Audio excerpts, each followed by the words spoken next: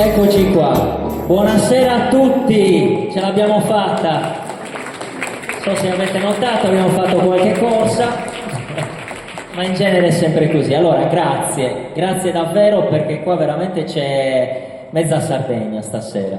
Nonostante le migliaia e migliaia di eventi, compreso un concertone che avete proprio qua nella vostra Alghero. Allora, le cose, non so se tutti conoscete questa realtà, Storie Vere della Sardegna. Siamo qua per questo, perché tante persone hanno avuto anche il piacere, infatti abbiamo tante persone che hanno piacere di condividere delle storie. Iniziamo dalle cose base, che si dicono sempre. Cortesemente i cellulari silenziati, quindi questa è una cosa che a volte ci si dimentica. Per quanto riguarda l'acqua, abbiamo là una postazione, abbiamo Nuccio che è lì alla postazione, abbiamo i servizi igienici che abbiamo indicati qua e poi si trovano qua, solo da questa parte l'ingresso. Poi abbiamo là una cassettina, mi è stato già chiesto se qualcuno poteva fare donazioni. Siamo un'associazione, sta portando avanti in tutta la Sardegna questo progetto di cui vi parlerà la Presidente, scusami Anzi, quindi insomma sì, abbiamo la possibilità di poter fare delle tessere associative e di lasciare dei dati se qualcuno insomma ha piacere di poter essere informato dei prossimi eventi. Allora, innanzitutto vogliamo fare tanti ringraziamenti. Piccola premessa, la serata andrà avanti così. Diverse persone racconteranno delle storie.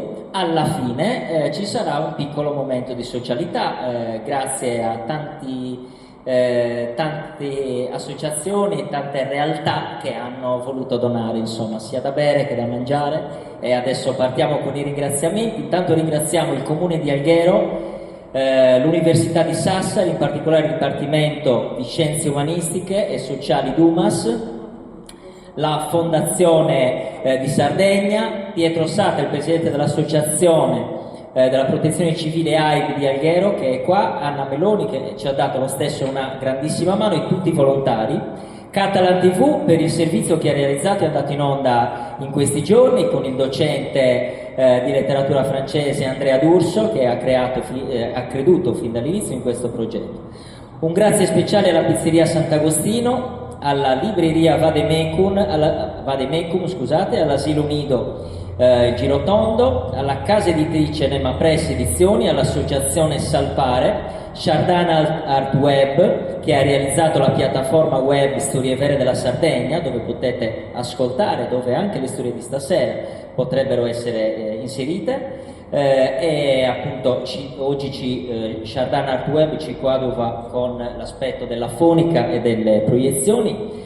Un forte ringraziamento alle cantine Rigatteri, alle cantine Selle Mosca, alla panetteria pasticceria Carmelo Giano, alla pasticceria caffetteria Tarragona e all'Isola della Frutta, che hanno appunto fatto omaggio di questo piccolo buffet di cui vi accennavo. Allora, per quanto riguarda i ringraziamenti istituzionali, il dottor Mimo Pirisi non è riuscito a essere presente, ma insomma ringrazia da parte sua e da parte di tutto il Consiglio Comunale tutti voi per questa presenza così calorosa. Io darei innanzitutto la parola alla Presidente dell'Associazione Trullallera, che ha organizzato la serata, non prima però di aver ringraziato anche Paola Doppio per il contributo che ha dato all'associazione per l'organizzazione insomma di questo evento. Quindi grazie mille e chiedo un applauso alla Presidente dell'associazione.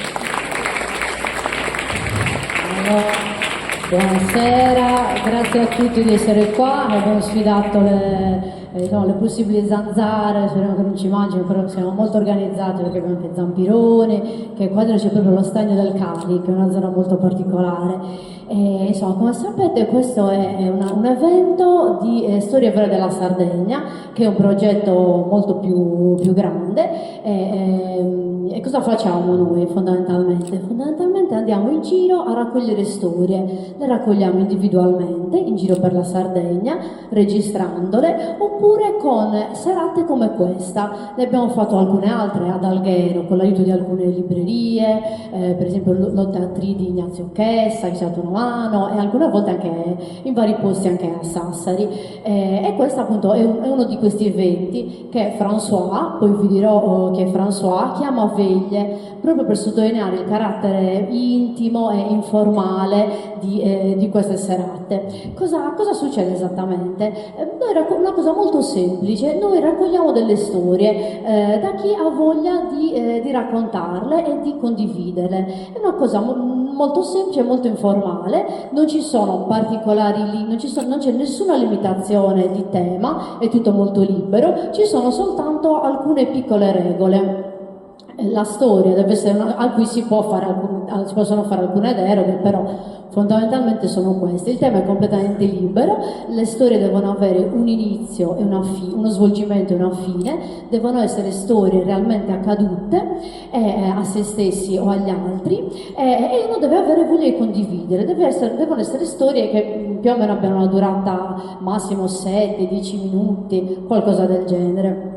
Insomma, qui noi fondamentalmente andiamo a raccogliere storie. Ma qual è il cuore di questo progetto? Perché abbiamo voluto fare questa cosa qua? E insomma, io mi ricordo che quando ero piccola andavo sempre in vacanza da mia nonna e dai miei zii, e mi ricordo che facevamo cene, era molto divertente, passavo tutta l'estate là. E c'era un mio zio che aveva una maglietta molto scolorita di tanti anni prima, e in questa maglietta c'era scritto, una cosa molto commovente per me, c'era scritto: qualsiasi strada o sentiero prenderai, fatti una domanda, chiedi: questa strada ha un cuore? Era una frase di Carlos Castaneda, che adesso insomma può essere un po' retorico, un po' inflazionato magari, però a me all'epoca aveva colpito molto, avevo 10 anni, mi è piaciuto molto. Insomma, quindi qual è il cuore di questo progetto?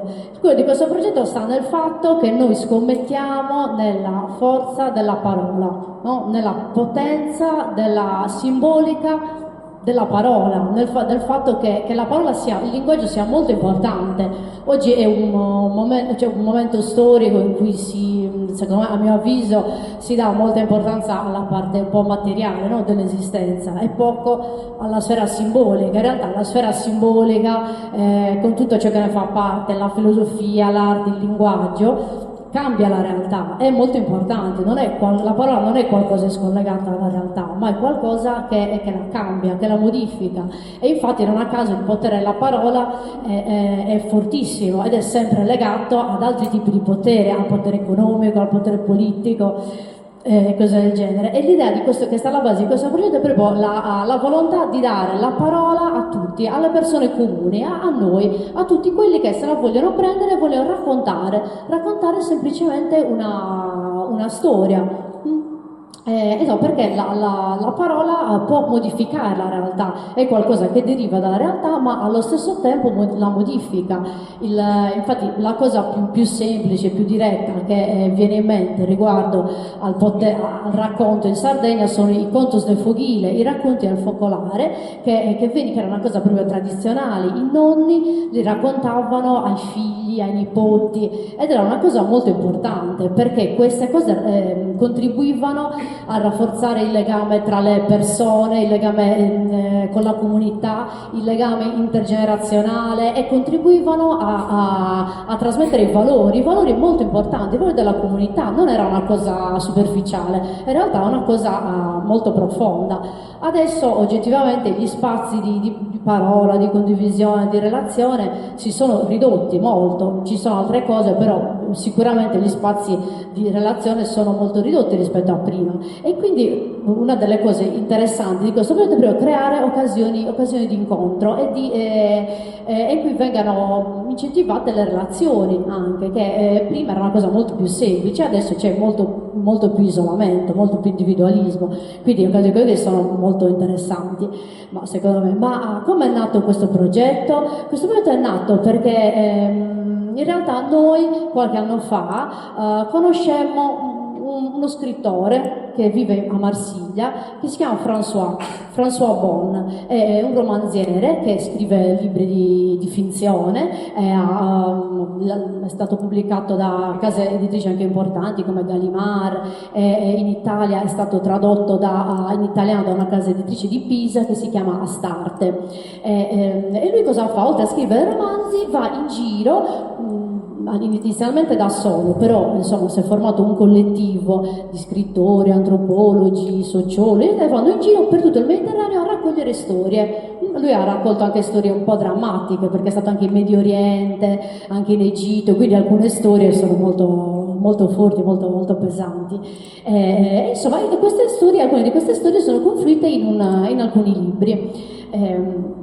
Insomma, e quindi è lui che ha avuto quest'idea, noi l'abbiamo conosciuto perché è arrivato qua in maniera totalmente fortuita in una barca a vela da Marsiglia, l'abbiamo, anche quella è una storia interessante, comunque l'abbiamo conosciuto e abbiamo deciso di portare questo progetto qua e da un paio d'anni lo stiamo portando avanti e stiamo raccogliendo storie che appunto in maniera orale vanno a finire in questa piattaforma web, e chi vuole li può ascoltare. Infatti vi invito i prossimi giorni ad ascoltarle, poi ne abbiamo molte che ancora devono essere messe nel sito, e però a sua volta François non ha inventato lui questo progetto qua, o meglio ha preso ispirazione da un altro scrittore che si chiama Paul Auster, che è uno scrittore che ha scritto un libro che si chiama True Stories, e che all'inizio del Novecento aveva un programma radiofonico e che aveva invitato tutti gli americani a chiamare la radio e raccontare delle storie, le storie che volevano, e qui la radio era stata inondata dalle chiamate, e allora lui da questo ha capito quanto le persone avessero voglia e bisogno di parlare, e quindi ha scritto questo libro qua, True Stories, che François ha letto e ha deciso di portare questa cosa qua anche in Sardegna. Insomma, quindi l'inizio è stato questo, insomma la parola è molto importante. Vi ricordate, a proposito della radio, che George Orwell forse aveva letto La guerra dei mondi alla radio, e tutti pensavano che ci fosse veramente un'invasione aliena. Poi insomma gli americani però pensavano ci fosse veramente questa invasione, per cui la parola è veramente molto importante. E insomma niente, poi qua siamo in un posto molto bello, infatti, quindi oltre a ringraziare chi di fatto ha organizzato in maniera pratica questo evento, che sarebbero Carlo Mura, Mario Carta, Paola Doppio, che è poi insomma il presidente del consiglio comunale, in realtà è anche molto interessante la storia di questo posto, Villa Maria Pia. Forse voi la conoscete meglio perché molti di voi magari sono di Alghero. Questa è stata la sede di una colonia penale, perché qua siamo proprio a fianco allo stagno del Calic, che era una zona molto acquitrinosa, e quindi era molto difficile coltivare il terreno. Quindi cosa successe? Che l'amministrazione comunale di Alghero diede l'incarico alla Marina di bonificare quest'area. Allora decisero di scegliere 70 detenuti da una colonia penale più grande e farli alloggiare qua con l'incarico di bonificare questa zona, 150 ettari, e insomma, quindi allora risiedevano qua. Questa era la sede di una colonia penale. Poi insomma, con l'andare del tempo, questa fu la sede dell'ente di bonifica ferrarese, e molte delle famiglie ferraresi si trasferirono qua, sempre con l'intento di bonificare il territorio.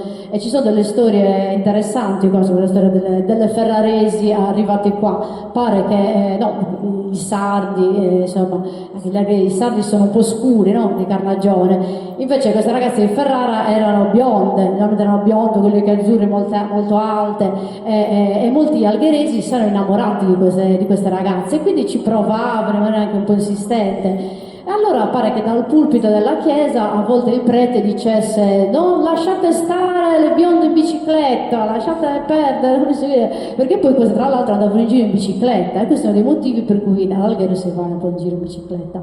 Insomma, vabbè, questo posto ha uno spirito molto particolare, il genius loci, no? Se così si può dire. E noi qua in Sardegna a volte per ragioni storiche, sociali eccetera siamo abituati a averci un po' marginali. In realtà non è vero, la Sardegna era il centro del Mediterraneo, il Mediterraneo era il Mare Nostrum e il Mare Nostrum era il centro del mondo, per cui la Sardegna è sempre stata attraversata da dinamiche storiche, sociali, di potere di tutti i tipi. E infatti la cosa interessante anche raccogliendo queste storie è il fatto che le storie individuali, intime, eccetera, spesso si intrecciano con storie grandi, con storie che fanno parte della storia con la S maiuscola. E quindi questo è anche molto, molto interessante. Va bene, niente, do il microfono a Carlo, grazie. Grazie mille. Stavo rendendo conto della bellezza di quanto le storie richiamino il piacere di raccontare storie di qualche anno fa e recenti, e poi vedremo come si incastrano tante storie, quelle di ieri e di oggi, richiami così tante persone. Ne parlavamo proprio ieri ed è in questo bellissimo luogo che abbiamo avuto il piacere, e anzi abbiamo il piacere di vivere oggi e di far vivere anche grazie alle prime storie che adesso andiamo a raccontare. O meglio ad ascoltare, perché io non racconterò le storie. Chiedo di avvicinarsi Barbara Barreca, che è counselor, autrice anche di un libro, Una porta verso il cielo, e ci racconterà, ci leggerà. Facciamo un applauso a tutti quanti quelli che arrivano qua, capito? Così ci aiutiamo a vicenda. Qua abbiamo anche una luce, se ti vuoi avvicinare qua. Cosa volevo dire? Che ci leggerà due storie di François Bon. François Bon che ha pubblicato, come diceva, che ha nominato prima Alessia, e ha pubblicato anche due libri, e quindi da questi due libri Barbara ha selezionato le due letture. Quindi grazie mille a Barbara che ci ha dato questa possibilità anche, insomma, di prestare la voce.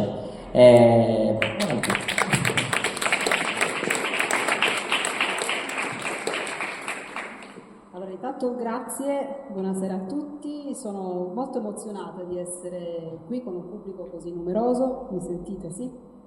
Ringrazio sia Alessia che Mario dell'associazione per fare da madrina di apertura di questa bellissima serata.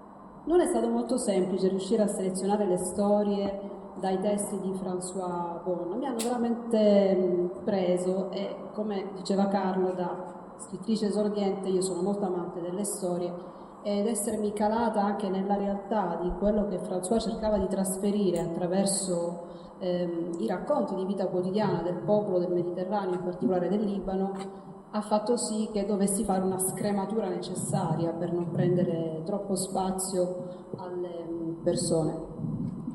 E quindi ho cercato di andare un po' a braccio, secondo il mio sentire, senza perdere ulteriormente tempo. Vi leggo la prima.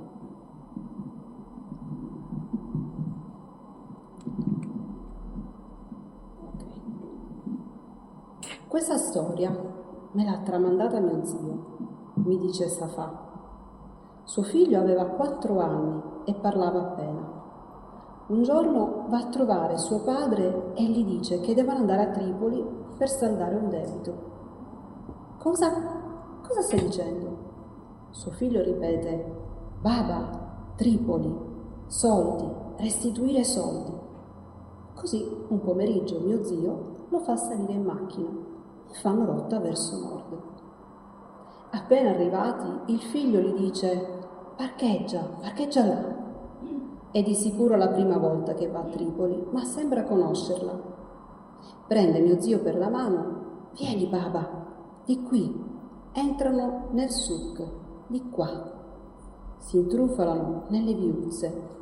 Il padre che segue il figlio alto come un soldo di cacio fino a un negozio. Là baba, un commerciante di scarpe.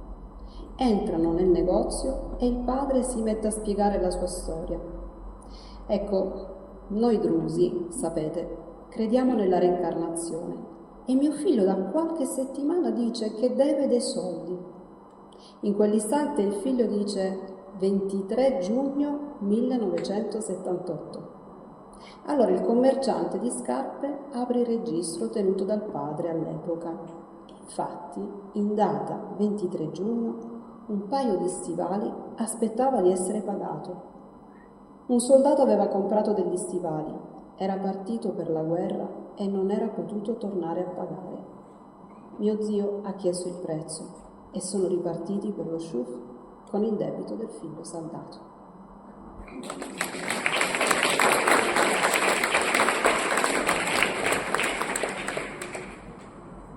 L'altra è un po' sullo stesso stampo, ve lo anticipo, ho proprio una passione per queste storie. Mi chiamo Adia, mia madre è morta 3 anni fa. Vado a trovarla spesso al cimitero di Bab el-Anel, a Tripoli, per innaffiare le piante. L'ultima volta ci sono andata all'inizio del Ramadan e ho visto un gallo bellissimo, fantastico, con le piume rosse e blu e la coda verde, che cantava. La tomba di mia madre è circondata di fil di ferro, perché ci sono i vandali. A volte la gente viene qui per drogarsi, per birra, visto che è un luogo protetto. Mi avvicinavo, ma il gallo mi bloccava il passaggio. Provavo a passare a destra, poi a sinistra, ma mi seguiva e mi beccava attraverso i pantaloni, continuando sempre a cantare. Mi dicevo, ehi tu bel gallo, ma perché non mi lasci visitare mia madre? Ripensavo a quello che lei mi ripeteva quando ero bambina. Quando il gallo canta, che fa? Benedice Adia. Quando l'uccello canta, che fa? Benedice Adia. Quando il gatto miagola, che fa? Benedice Adia. Mi ero fatta l'idea che la presenza di quel gallo fosse positiva, anche se mi beccava e mi feriva a sangue. Cercavo di scacciarlo con una busta di plastica trovata lì. Poi ho realizzato che quella che sembrava una cacca davanti alla porta tra le lattine di birra non era affatto immondizia, ma un serpente. Il gallo era stato mandato lì per salvarmi. Mentre innaffiavo le piante, ho pensato che quel gallo doveva essere stato qualcuno della mia famiglia venuto a soccorrermi.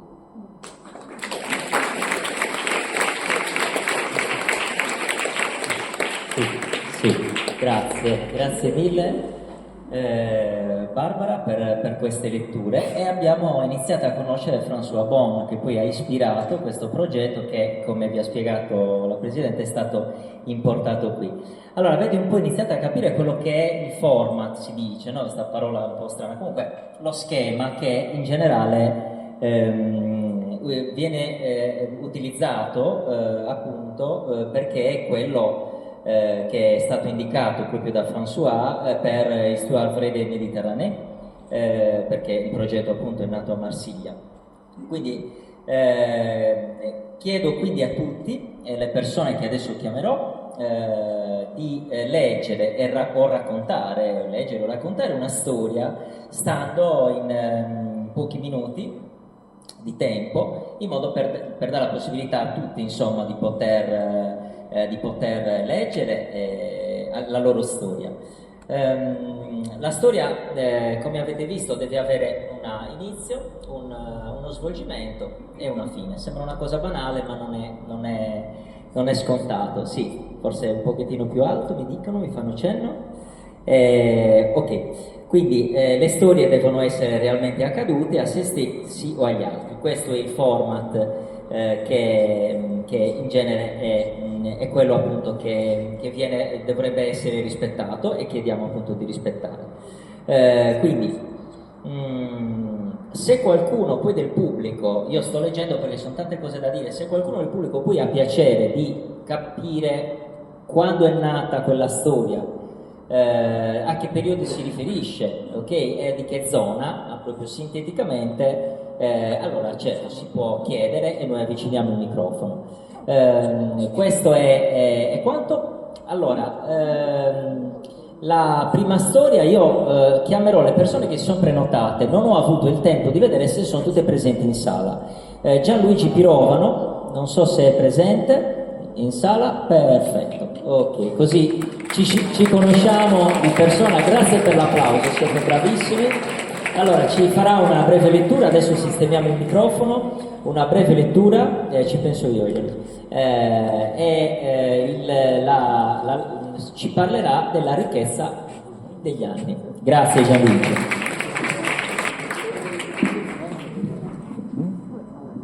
Pronto? Oh, bene. Una storia algherese, la ricchezza degli anni. Iniziata il 1 maggio 2014, l'esperienza dello spazio sociale inclusivo di Respubblica ha operato ad Alghero fino al dicembre del 2022, coinvolgendo ogni tipo di persona e offrendo ogni tipo di attività gratuitamente. Ora lo spazio comunale è chiuso ed è in ristrutturazione. Nel novembre del 2023 nasce ad Alghero una nuova idea su come fare attività socioculturale gratuita in assenza di uno spazio dedicato, e parte da dei pensionati. Gli anni sono una ricchezza? Beh, ad Alghero sembra proprio di sì. Un gruppo di pensionati si è reso conto di avere in mano un ricco patrimonio di conoscenze, e perché tenersele? Hanno messo in piedi la ricchezza degli anni, persone che donano quello che la vita gli ha insegnato. Ha iniziato uno psicologo dell'ex Respubblica donando uno sportello di ascolto, conferenze di psicologia, incontri di psicologia nelle scuole, una scuola per genitori. Ha continuato un intrecciatore di foglie di palma nana, anche lui un ex di Respubblica. Poi un esperto di computer, un docente di storia e filosofia, un londinese che insegna inglese, eccetera, eccetera. Siamo arrivati oggi a circa 40 attività gratuite fatte da 37 animatori. Ma l'idea del dono ha colpito anche persone in piena attività. Mi dicono: voglio fare l'esperienza di donare una parte del mio lavoro. Ecco allora dei professionisti in attività che danno un pezzetto del loro lavoro gratuitamente. Un'esperta del mondo Munari che anima gratuitamente alcuni gruppi, un docente dell'Università di Urbino che fa lezioni di storia dell'arte, una cantante che avvicina al canto, degli esperti di crescita personale che fanno incontri gratuiti e così via. Dicevo che a gestire le 40 attività gratuite ci sono oggi 37 animatori. Metà siamo pensionati, l'altra metà sono persone in attività. Alcune attività continuano anche d'estate. Lo sportello di ascolto, le conferenze di psicologia, alcuni gruppi di lettura, l'avvicinamento al canto, la consulenza odontotecnica, un medico in pensione che va gratuitamente nelle case, gli incontri di aromaterapia, i libri viventi, il mese scorso anche un concerto e così via. E ad ogni settembre si riparte al completo. Di frequente le persone chiedono come ringraziare, allora indichiamo un IBAN dove le persone possono donare e poi tutto, ogni mese, va in beneficenza. Ma vi chiederete, ma dove si svolgono tutte queste attività in assenza di uno spazio dedicato? In quali spazi?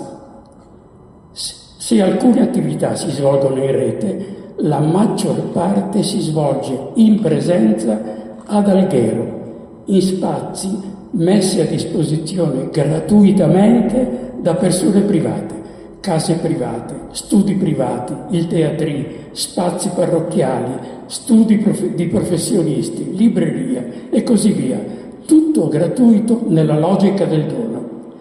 Ora si è unita anche Olmedo con un'attività di psicologia e presenza, perché qualunque località può far partire iniziative gratuite in presenza o via web, utilizzando l'idea del dono, autonomamente o collegandosi alla ricchezza degli anni di Alghero.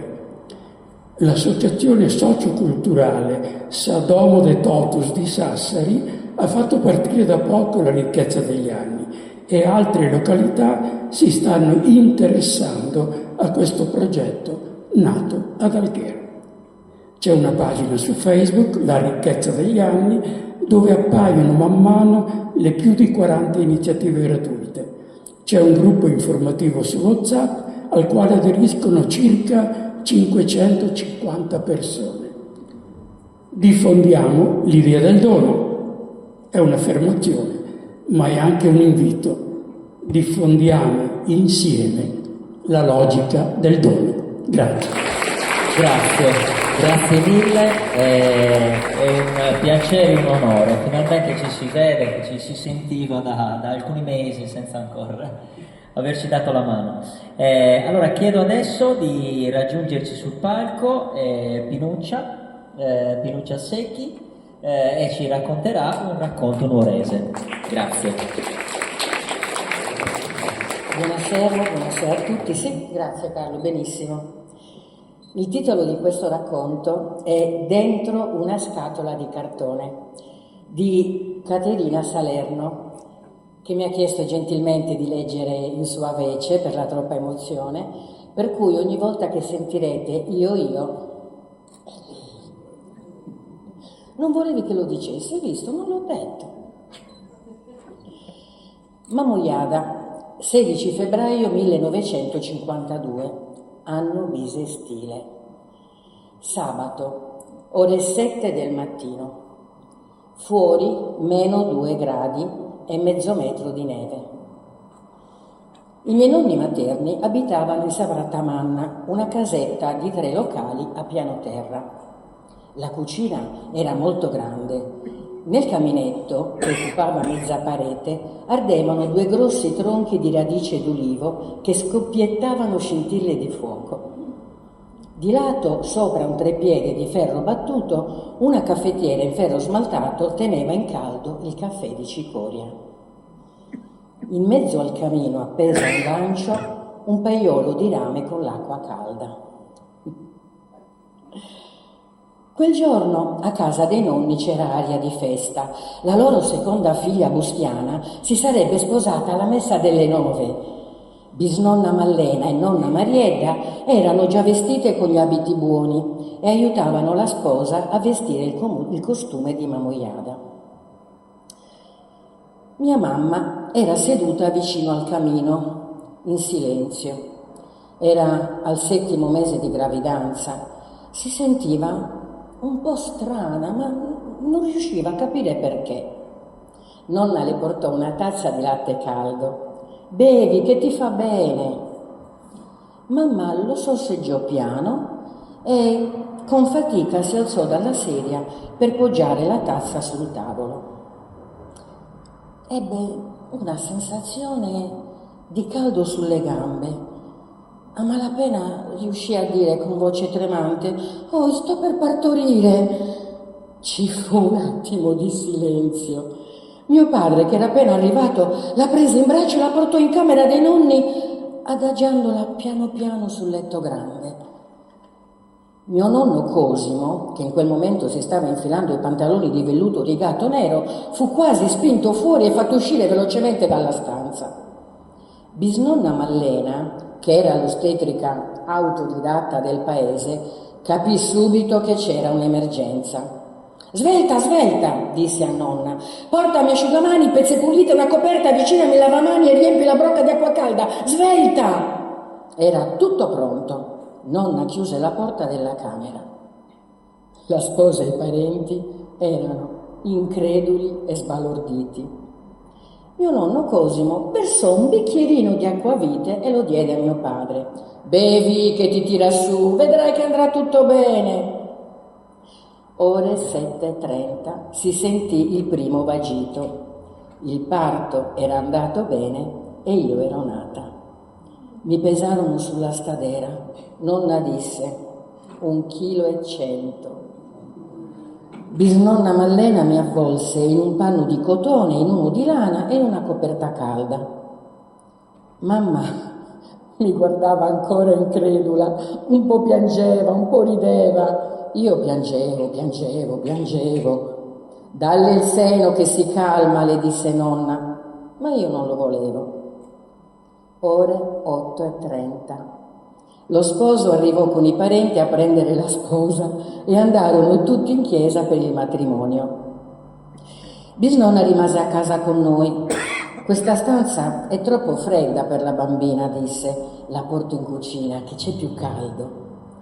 Prese una scatola di scarpe di cartone, la rivestì con una pelle di agnellino e mi adagiò dentro avvolta nei panni. Mi coprì con le copertine di lana che alternava riscaldandole nel camino per evitare che andassi in ipotermia. Fuori aveva ripreso a nevicare. I fiocchi cadevano fitti e silenziosi dal cielo. Erano i giorni di Carnevale. A un tratto, in Saprata Manna, risuonarono dei suoni di campanacci. Erano i mamuttones che, guidati da sosi giocadores, danzavano una danza ancestrale per scacciare gli spiriti maligni. Saltavano con passo cadenzato e sbattevano forti i piedi sulla terra per risvegliare la primavera come augurio di rinascita e di un buon raccolto. Bisnonna Mallena racconta che smisi di piangere come per incanto e mi addormentai al suono dei campanacci. I giorni passavano e io ancora non volevo il seno di mamma. Se non mangia muore, dicevano le donne di casa. Una vicina di nonna, Giovanna di Oliena, aveva partorito da pochi mesi un bambino. Era giovane, bella e prosperosa. Nonna la fece venire e le chiese se poteva farmi da balia. Giovanna mi prese in braccio, mi avvicinò al suo seno e iniziai a ciucciare quel latte. Dopo il primo mese pesavo 1,3 kg, al secondo 1,5 kg, ma la mia vita era sempre appesa a un filo. Fu così che le donne di casa decisero di chiamare il prete della chiesa di Loreto e di farmi dare il sacramento del battesimo. Ricevetti il battesimo e anche l'olio santo. Fu una specie di veglia funebre. Mi piangevano recitando il rosario, ma nonna e bisnonna bisbigliavano altre preghiere che solo loro sapevano. Fu ordinata anche una cassettina di legno che tenevano dentro l'armadio. Mio nonno le sgridava e diceva: lasciatela in pace, questa vive più di voi. La mia mamma di latte continuava ad allattarmi con pazienza e amore. Chizza mea, mandiga, sino ti che morisi. Arrivai al terzo mese e finalmente abbandonai la mia cassettina di cartone. Ero cresciuta di altri 200 grammi e pesavo 1,7 kg. Per la prima volta mamma, con l'aiuto di nonna, riuscì a vestirmi una magliettina a maniche lunghe su Urittu e un panno su Manteddu. I miei genitori decisero di portarmi all'ospedale di Nuoro e farmi visitare da un medico. È molto debole, un poco anemica, disse il dottore. Bisogna darle un po' di sangue dalla mamma a lei. E fu così che una volta a settimana per 2 mesi mi portarono in ospedale. Con una siringa toglievano il sangue da mamma e piano piano lo iniettavano a me nelle mie minuscole vene. Mi facevano anche gli impacchi con l'alcol per far sì che il sangue non coagulasse. Al 5° mese ero più vispa, le guancette erano colorate di rosa e iniziavo a sorridere. Stavo decisamente meglio. Lasciai la casa dei nonni e andai nella mia con i miei genitori. Nella vita ci sono cose che accadono e sono quasi inspiegabili. Nel 1952, dentro una scatola di cartone, ho passato i primi mesi della mia vita. Sono sopravvissuta circondata da affetto, amore, preghiere, magie e incantesimi. Quel 16 febbraio in Savrata Manna passarono i mamuttones e adores, danzando a passo cadenzato una danza ancestrale. I suoni dei campanacci hanno allontanato gli spiriti maligni. Quel battere forte di piedi sulla terra, quel rito propiziatorio arcaico mi hanno trasmesso tutta l'energia della terra, degli astri, del sole e della luna. E oggi sono qui a raccontare il primo intenso capitolo della mia vita, grazie a mamma, a bisnonna Mallena, a nonna Mariedda, a Giovanna di Oliena e a Pinuccia che l'ha letta.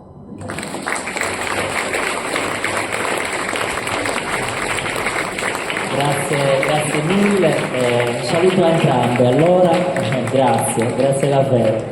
È bello, emozionante, e secondo me è quello che stiamo cercando di fare come associazione, proprio di ritornare su Contos de Fogille, cioè a riraccontare, perché è questo che spesso telefoni, computer, televisione eccetera, la bellezza dell'ascolto.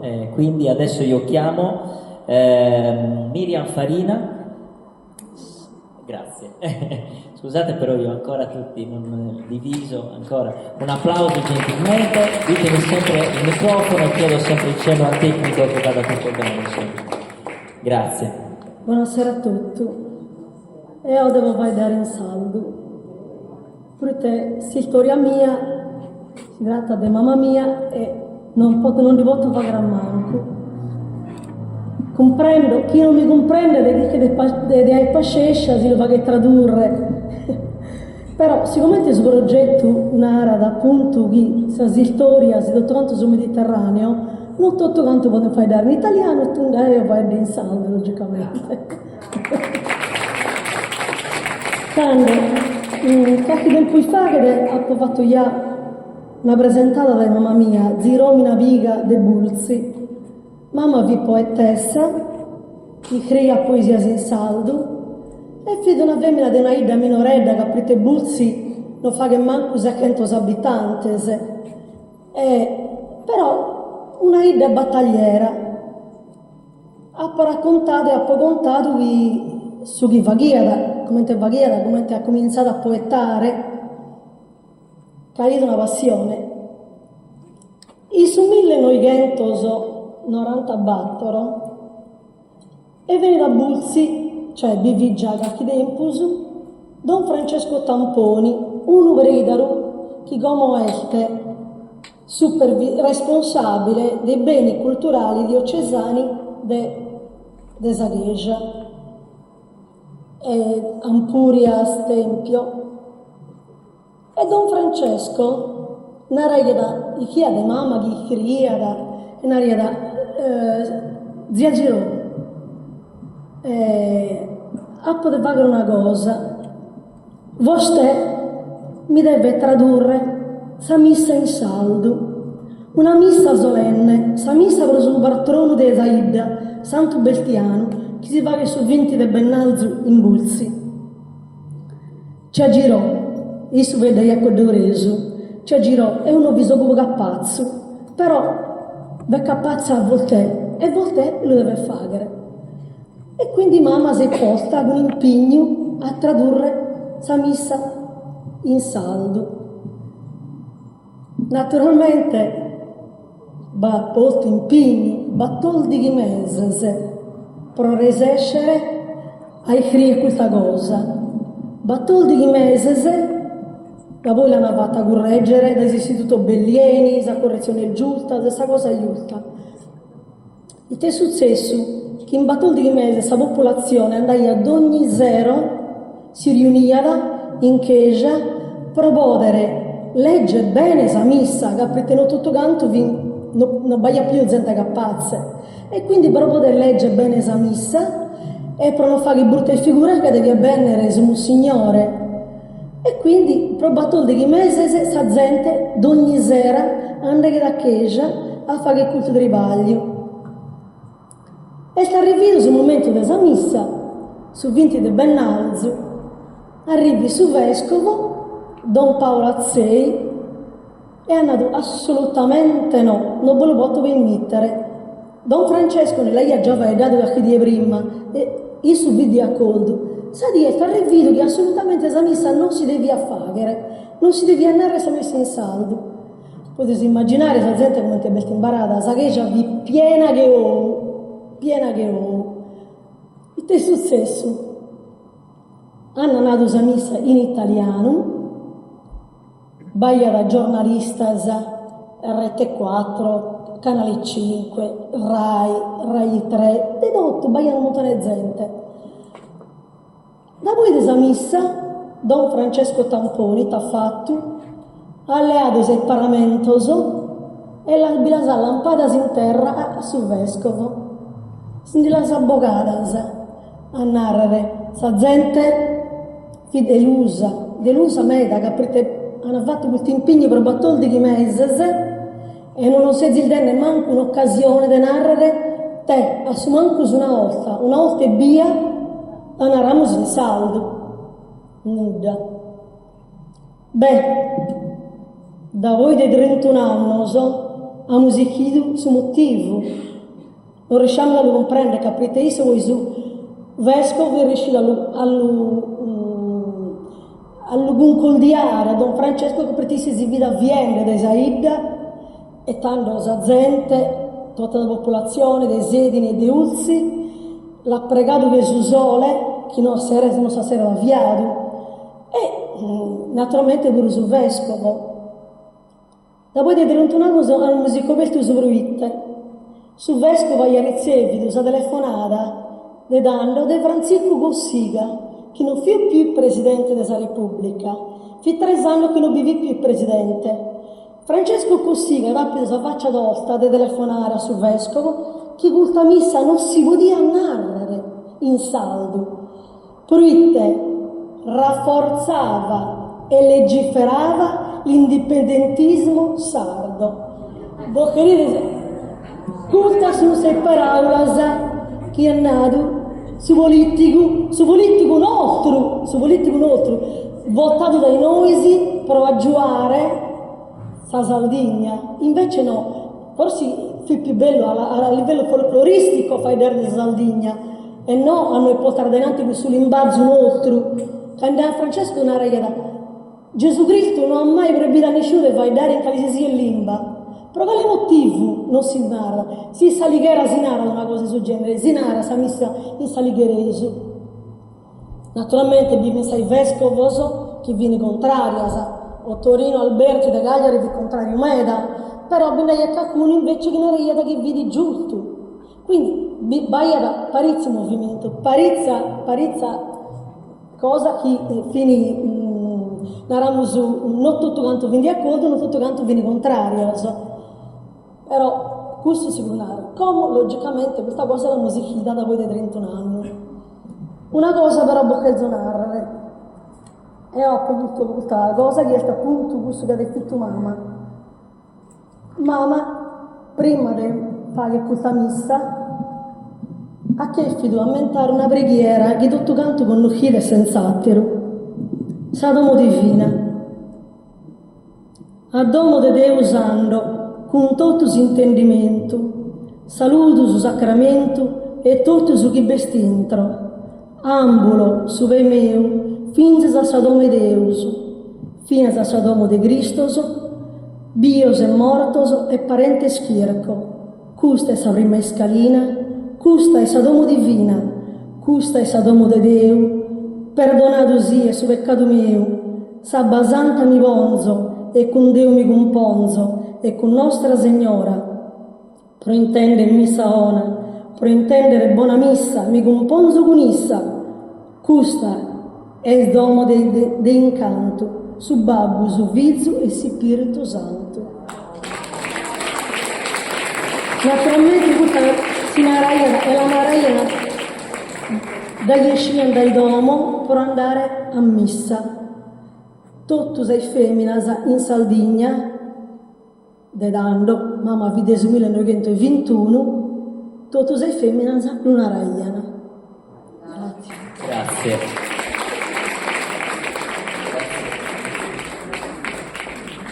Allora, adesso sistemiamo questo microfono, così andiamo un attimo avanti, c'è questo piccolo problema. Ok, perché è vero che siamo sardi, però insomma questo microfono ci sta prendendo in giro, che non esagerare, insomma, ci vuole ancora più. Ok, allora, vediamo anche questo, Mario, sì, perfetto.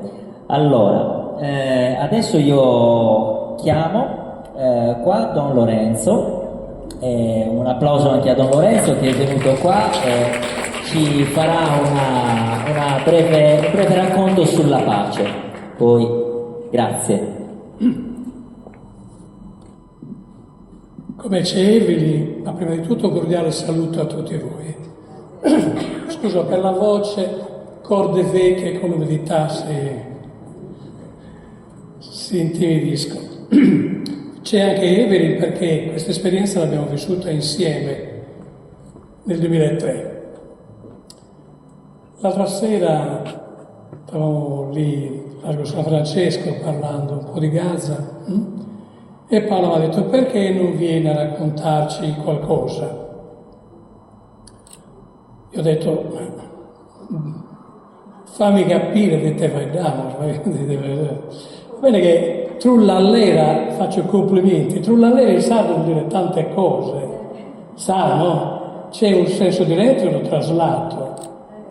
Diretto, trullallera e ripetere, ma trullallera, essendo da noi, vuol dire anche un po' gioca, fora, gai, così, come dicono in alghero, asci, allora dicono asci, per amenizzare un po', visto il tema che ho accennato.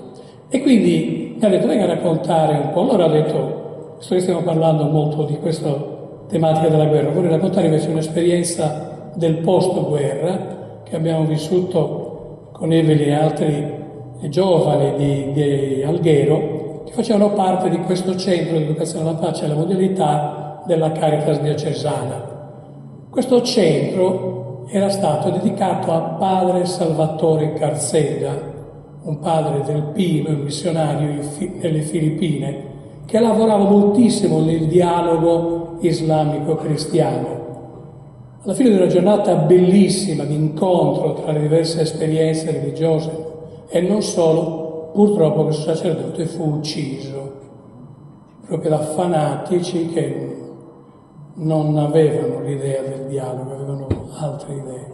E noi abbiamo dedicato a lui questo centro. Come centro, come gruppo di 9 persone, siamo stati a Banja proprio tutto questo, il quadro è il dissolvimento dell'impero jugoslavo. Tra croati, serbi, bosniani, se ne sono dati di tutti i colori. Noi arriviamo in questa fase delicatissima dove all'interno della diocesi di Banja Luka si cerca di lavorare in modo particolare con i giovani per far incontrare croati, serbi, musulmani, cristiani, ortodossi. E nasce questa scuola della pace alla quale per una serie di coincidenze noi siamo stati invitati. E ci siamo trovati in questa esperienza, quindi noi dalla Sardegna, poi ragazzi serbi, croati, bosniaci, musulmani, ortodossi, cristiani e cattolici. Una bella miscela. Sempre per amenizzare il tema, a fine di questo incontro abbiamo fatto una grandissima festa. In quell'occasione che non ho mai cantato Tamas e niente di particolarmente impegnativo di sardo, e poi è venuta fuori anche questa gara extra, molto con rime non baciate ma stracciate, con grandi applausi di questi ragazzi che non capivano niente, chiaramente del sardo, ma questo ripetere bimbo, alla fine tutti facevano bimbo. Poi c'è anche la traduzione, noi abbiamo detto traduzione vuol dire bimbo, non esiste una traduzione.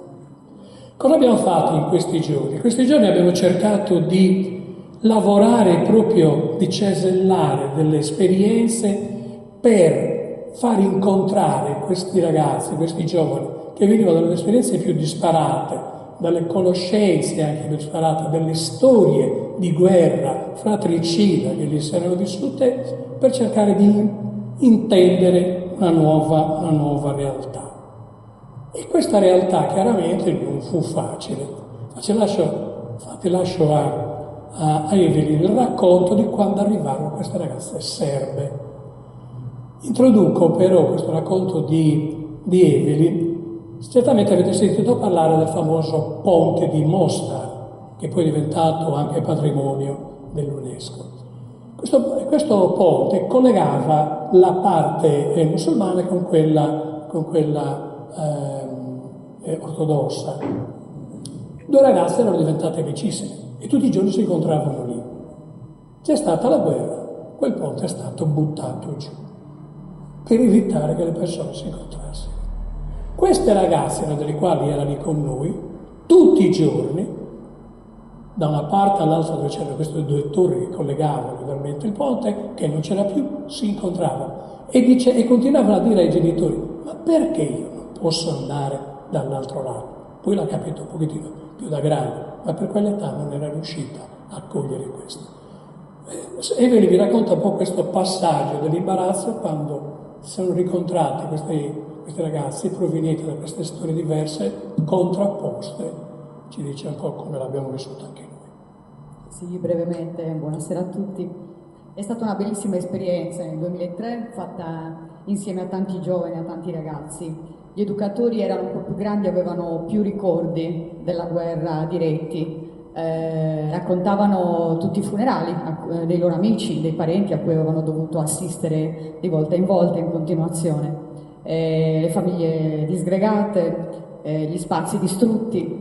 E appunto in questa scuola di pace a cui abbiamo avuto la fortuna di partecipare, si lavorava la mattina su attività che riguardavano la gestione del conflitto, lo stare insieme, la condivisione, e poi si alternava ad altre giornate in cui con le persone del posto si andava a dare una mano soprattutto alle persone più anziane che avevano delle case magari non avevano la possibilità di tenerle bene, di curarle, quindi si andava là per fare un po' di compagnia, tinteggiare la casa, stare insieme, e questi giovani appunto avevano provenienze diverse. Dopo i primi 2 giorni ci si è conosciuti, c'erano i ragazzi, andavano dai 14-15 ai 19 anni, i loro educatori di poco più grandi, i ragazzi più giovani avevano molti meno ricordi della guerra perché molti erano anche abbastanza piccoli. Era curioso, noi che eravamo assetati di racconti, di conoscenze su ciò che era avvenuto durante la guerra, che noi, come sta succedendo ora, vedevamo dallo schermo del televisore. La guerra in Bosnia è stata un po' dimenticata, ma è una guerra che abbiamo avuto dentro il nostro Mediterraneo. E quindi questi giovani tendevano a voler dimenticare, a non raccontare più di tanto tutto il dolore vissuto. E appunto dopo i primi 2 giorni erano in arrivo delle ragazze serbe. E c'è stato, abbiamo notato, insomma, abbiamo vissuto un po' questa forma di timore, un gelo iniziale tra giovani, tra i ragazzi, ma poi abbiamo potuto vedere subito che parlare insieme, la sera si giocava a carte, si andava a cercare qualche posto dove bere qualcosa, si chiacchierava, e man mano il quotidiano di queste giornate di scuola di pace consentiva di aprirsi di più e di parlare, di condividere, di raccontarsi, e quindi le appartenenze diverse che avevano diviso ferocemente tante delle loro famiglie, almeno nell'arco di quei giorni abbiamo potuto vedere che si scioglievano e smussavano gli angoli. Perché avvicinarsi, conoscersi, parlarsi, dialogare, conoscere ciascuno la vita dell'altro consente di andare al di là di quelle che sono le differenze che noi poniamo, chi sono i serbi, chi sono i croati, chi sono i musulmani, chi sono i cristiani, chi sono i palestinesi, chi sono gli israeliani. È lo scambio, è il raccontarsi e il conoscersi a fondo, al di là di quello che viene raccontato da fuori, che aiuta invece a smussare. Questa è un'esperienza che noi abbiamo potuto vivere, anche se sicuramente solo per pochi giorni. Queste ragazze, dopo i primi giorni che sono arrivate, hanno potuto vivere con gli altri tranquillamente in allegria e nelle feste finali, nelle cantate finali con tutti, come dovrebbe essere. E quindi possiamo concludere questo breve racconto di esperienza ricordandoci tutti insieme una cosa: restiamo umani.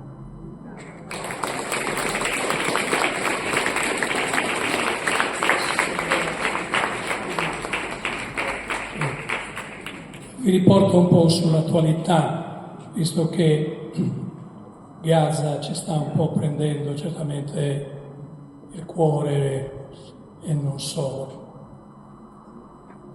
In tutto questo periodo, quando è iniziata questa guerra, Monsignor Sabà, che per capirci è il predecessore dell'attuale cardinale Pizzaballa, scrive delle poesie che sono delle grandi testimonianze. 210° giorno di guerra nel secondo anno di guerra. Salmo 79. Hanno fatto scorrere il sangue come acqua tutto intorno a Gerusalemme. Fino a quando, Signore? Troppo tempo è durato questo massacro, così pregavo un anno fa, Signore, ma i giorni e i mesi sono passati senza che il mondo fermasse questi piani di morte. Oggi è un altro giorno di bombardamenti per un popolo ridotto alla fame. Che sia l'ultimo giorno di Gaza, Signore, quando arriverà il tempo della giustizia e della pace? Gli artefici della guerra hanno dichiarato che dopo aver distrutto completamente Gaza vogliono la conquista totale, vogliono lo sterminio, hanno fatto scorrere il sangue come acqua. Quando arriverà, Signore, il giorno delle tue giuste sentenze, abbi pietà di noi. Anche voi in Italia unite la vostra preghiera e scotete anche Dio, perché siano sfamati i milioni di abitanti della striscia sul baratro della carestia. Donaci tu, Signore, il pane per sopravvivere, come quel giorno nei villaggi della Terra Santa tu avevi sfamato la folla con 5 pani condivisi. Anche oggi i 5 pani sono stati portati da chi non è indifferente al pianto degli affamati. Il pane per sopravvivere è arrivato con tantissimi camion, ma chi decide il massacro impedisce alla farina, alle medicine e ad ogni altro bene di passare il confine. In questa terra di fame, di sete e di morte, la gente grida aiuto, ma gli aiuti non vengono fatti passare perché muore di stenti. C'è un limite alla crudeltà degli uomini? Ogni giorno sembra l'ultimo per un popolo allo stremo. Signore, abbi pietà di tutti e non tardare. Chiudo con un articolo che è passato oggi nel giornale, andate a leggerlo sull'ANSA, 40 ore circa fa. La fonte governativa, attraverso un giornale israeliano, ha raccontato questa storia. Più di 1000 camion di alimenti sono stati sepolti e distrutti perché sono rimasti al sole e si sono rovinati. Quindi, dentro la striscia di Gaza c'è chi muore di fame, di buttare gli alimenti, di distruggerli. Siamo veramente alla pazzia. Buona serata a tutti. Grazie Don Lorenzo, ed è bello poter anche bello, non è bello, ma comunque è importante poter tornare anche all'attualità, e quindi insomma un doppio grazie, un altro applauso per favore, perché veramente tanti di noi stanno facendo tante di manifestazioni proprio su questa tematica e per fortuna ci si occupa. Chiedo di raggiungerci Maria Antonietta Pirrighetto per la sua lettura. Grazie al tecnico che ha sistemato anche il microfono, adesso lo ottimizziamo. Me lo prego. Sì.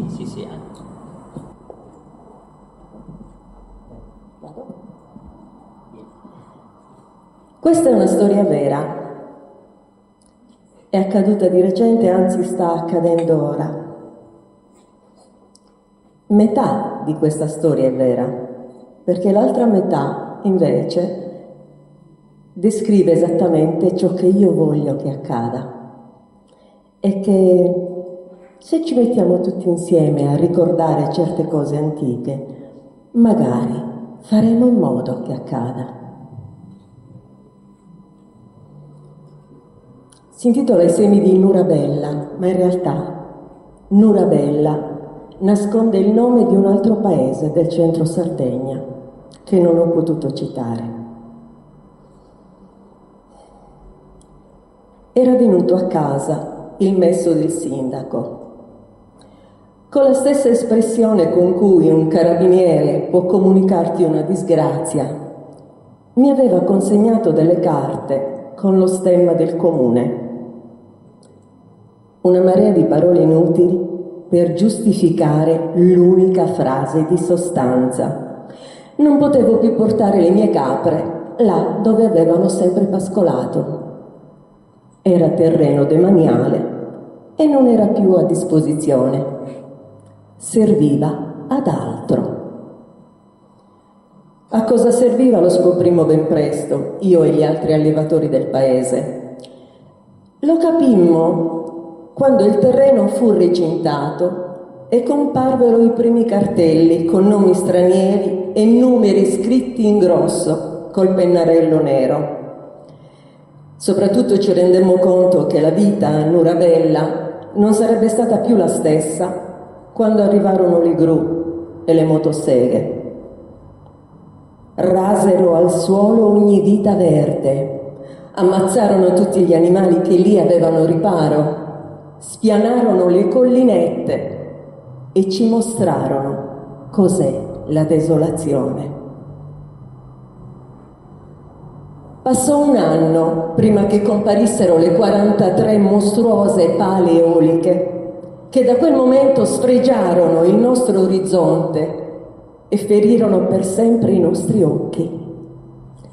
Nella vallata, notte e giorno, si diffuse un ronzio che faceva impazzire il bestiame, ma noi esseri umani fingevamo di non sentirlo, perché se ci fossimo fermati ad ascoltarlo, ogni giro di pala sarebbe diventato una maledizione per chi aveva consentito a quell'orrore, e noi non eravamo abituati a maledire. Il profumo del mirto non arrivò più alle mie finestre. Il cisto non aveva più spazio per fiorire e il giallo dell'elicriso era sbiadito e ridotto a poche chiazze. Eppure io ero stata fortunata perché la mia famiglia possedeva qualche ettaro di terra, solo rocce e cardi, ma per le capre andava bene, potevano sopravvivere. E io pure. A differenza di altri compaesani, non fui costretta a chiudere l'azienda. Potevo continuare a produrre il mio formaggio e la ricotta, a vendere il latte fresco per i bambini a Balia, a sentirmi libera di esistere. Ma un giorno arrivò una raccomandata. Aprì la busta sapendo già che non conteneva niente di buono. No, non era qualcosa da pagare, un debito dimenticato, il fisco malevolo. No, era un avviso di esproprio. Volevano la mia terra, gli serviva proprio quella. Gli servivano le mie pietre e il biancospino e il sentiero che percorrevo ogni mattina per andare a mungere e i miei 4 olivi con la roccia cava dell'ovile. parco eolico denominato Nurabella, c'era scritto, e poi tanto altro, ma non riuscii a leggere il resto perché mi mancò il fiato e caddi a terra. Scoprì il giorno dopo che non ero stata l'unica destinataria di quell'avviso di morte, perché si trattava della nostra morte e non solo per fame. In comune ci dissero che non potevano farci niente, dovevamo rassegnarci, cambiare lavoro, magari andarcene.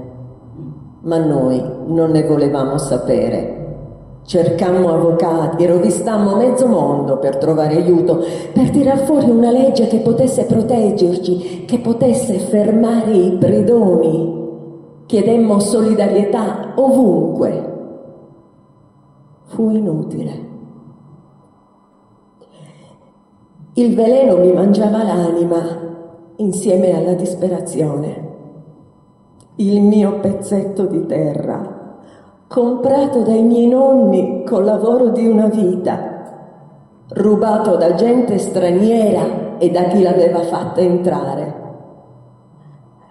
E i miei ciliegi avrebbero tagliato anche quelli. Al pensiero mi si strappava il cuore. E le capre? A chi potevo vendere le mie capre? Nessuno le avrebbe volute. Gli altri allevatori erano nelle mie stesse condizioni. Forse l'unica soluzione era lasciarle libere perché scegliessero loro dove andare, lontane dall'inferno che si stava preparando. Forse sarebbero riusciti a sopravvivere, avrebbero trovato cibo in qualche altura lontana, sarebbero diventate selvatiche. Più ci pensavo e più cresceva lo scoramento. Non c'era alcuna speranza.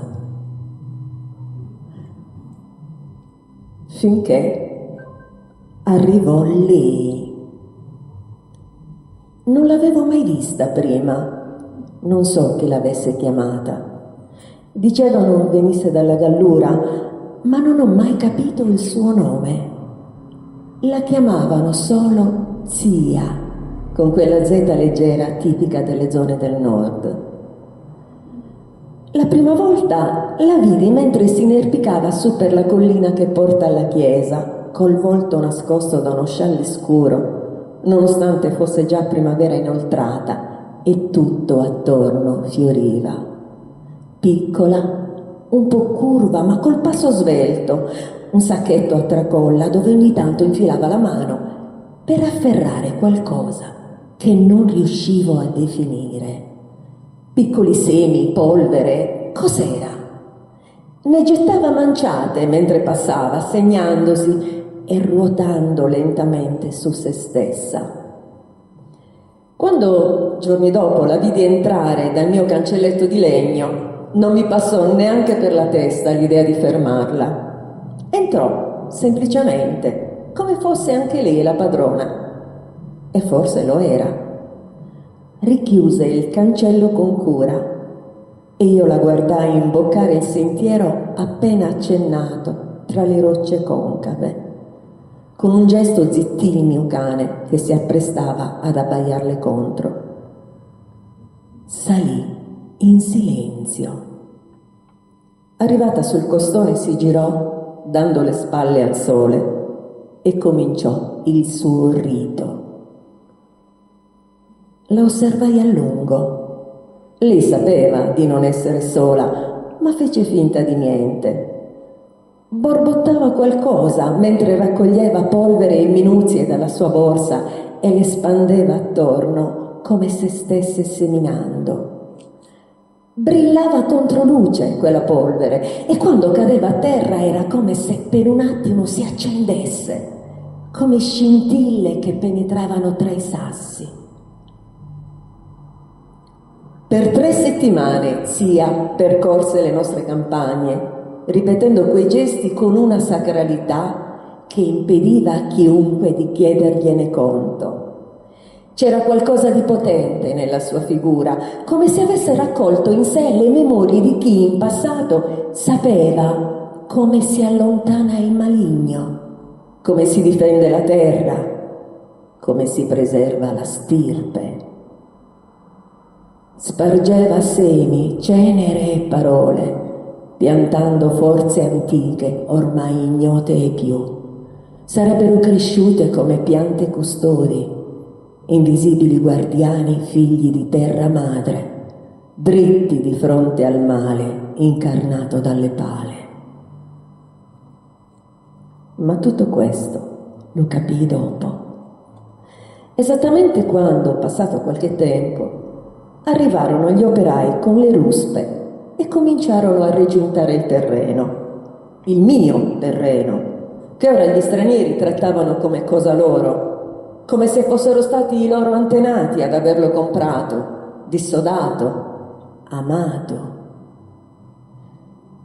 Mi resi conto subito che gli operai si muovevano con una lentezza insolita, con fatica, come impediti da pesi attaccati ai piedi o alle spalle. Si fermavano spesso appoggiandosi a un albero, quasi intontiti. Cominciarono subito anche gli incidenti ai macchinari, senza che alcuno si fosse avvicinato. A una ruspa si ruppe la benna, il braccio di una gru crollò rischiando di ammazzare qualcuno. Le motoseghe si inceppavano a ogni tentativo. La recinzione si dissolse in pezzi di plastica marcia. La ricostruirono, ma il giorno dopo era di nuovo a terra perché il suolo rigettava i piloni. Vennero i responsabili della ditta per verificare cosa stesse succedendo, ma non riuscirono a rimanere lì che per poche ore, poi fuggirono. In seguito scoprimmo che alcuni erano dovuti tornare d'urgenza al proprio paese per motivi gravi di salute. I lavori non andarono mai avanti. I macchinari rimasero lì per diversi mesi, poi qualcuno li portò via. La recinzione, o meglio quel che ne restava, la rimossi io. E così fecero i miei compaesani, che come me avevano assistito alla rovina di chi aveva pensato di rovinarci. Non tornarono più.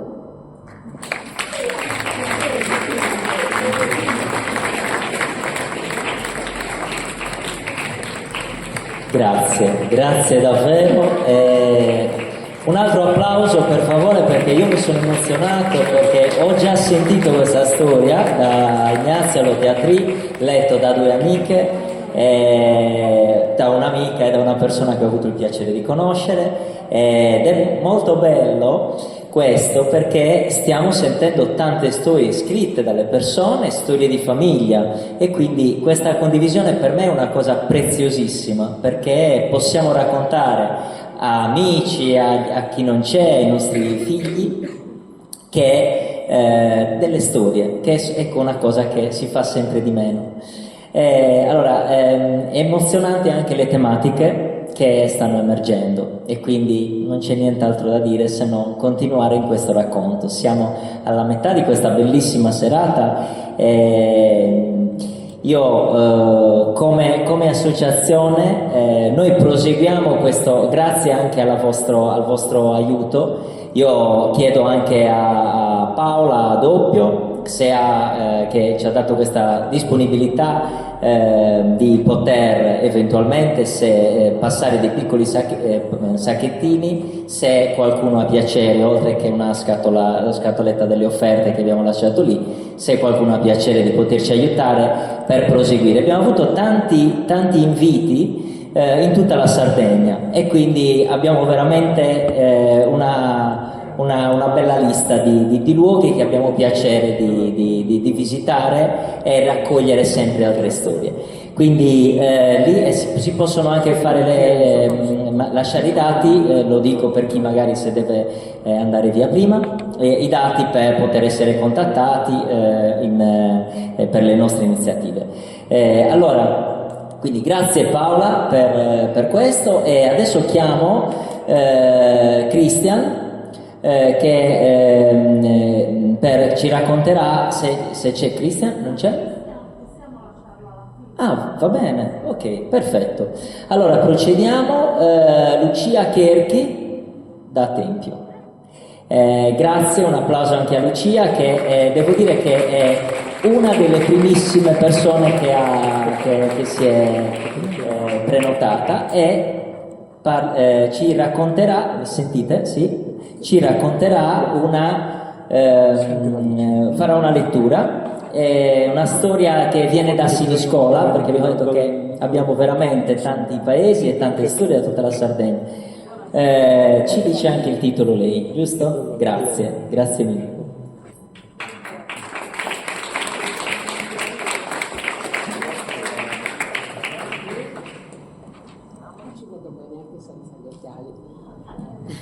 Buonasera a tutti, felicissima di vedervi, numerosi e belli. E tutti, chi è che ha inventato questo di metterci rosso e nero?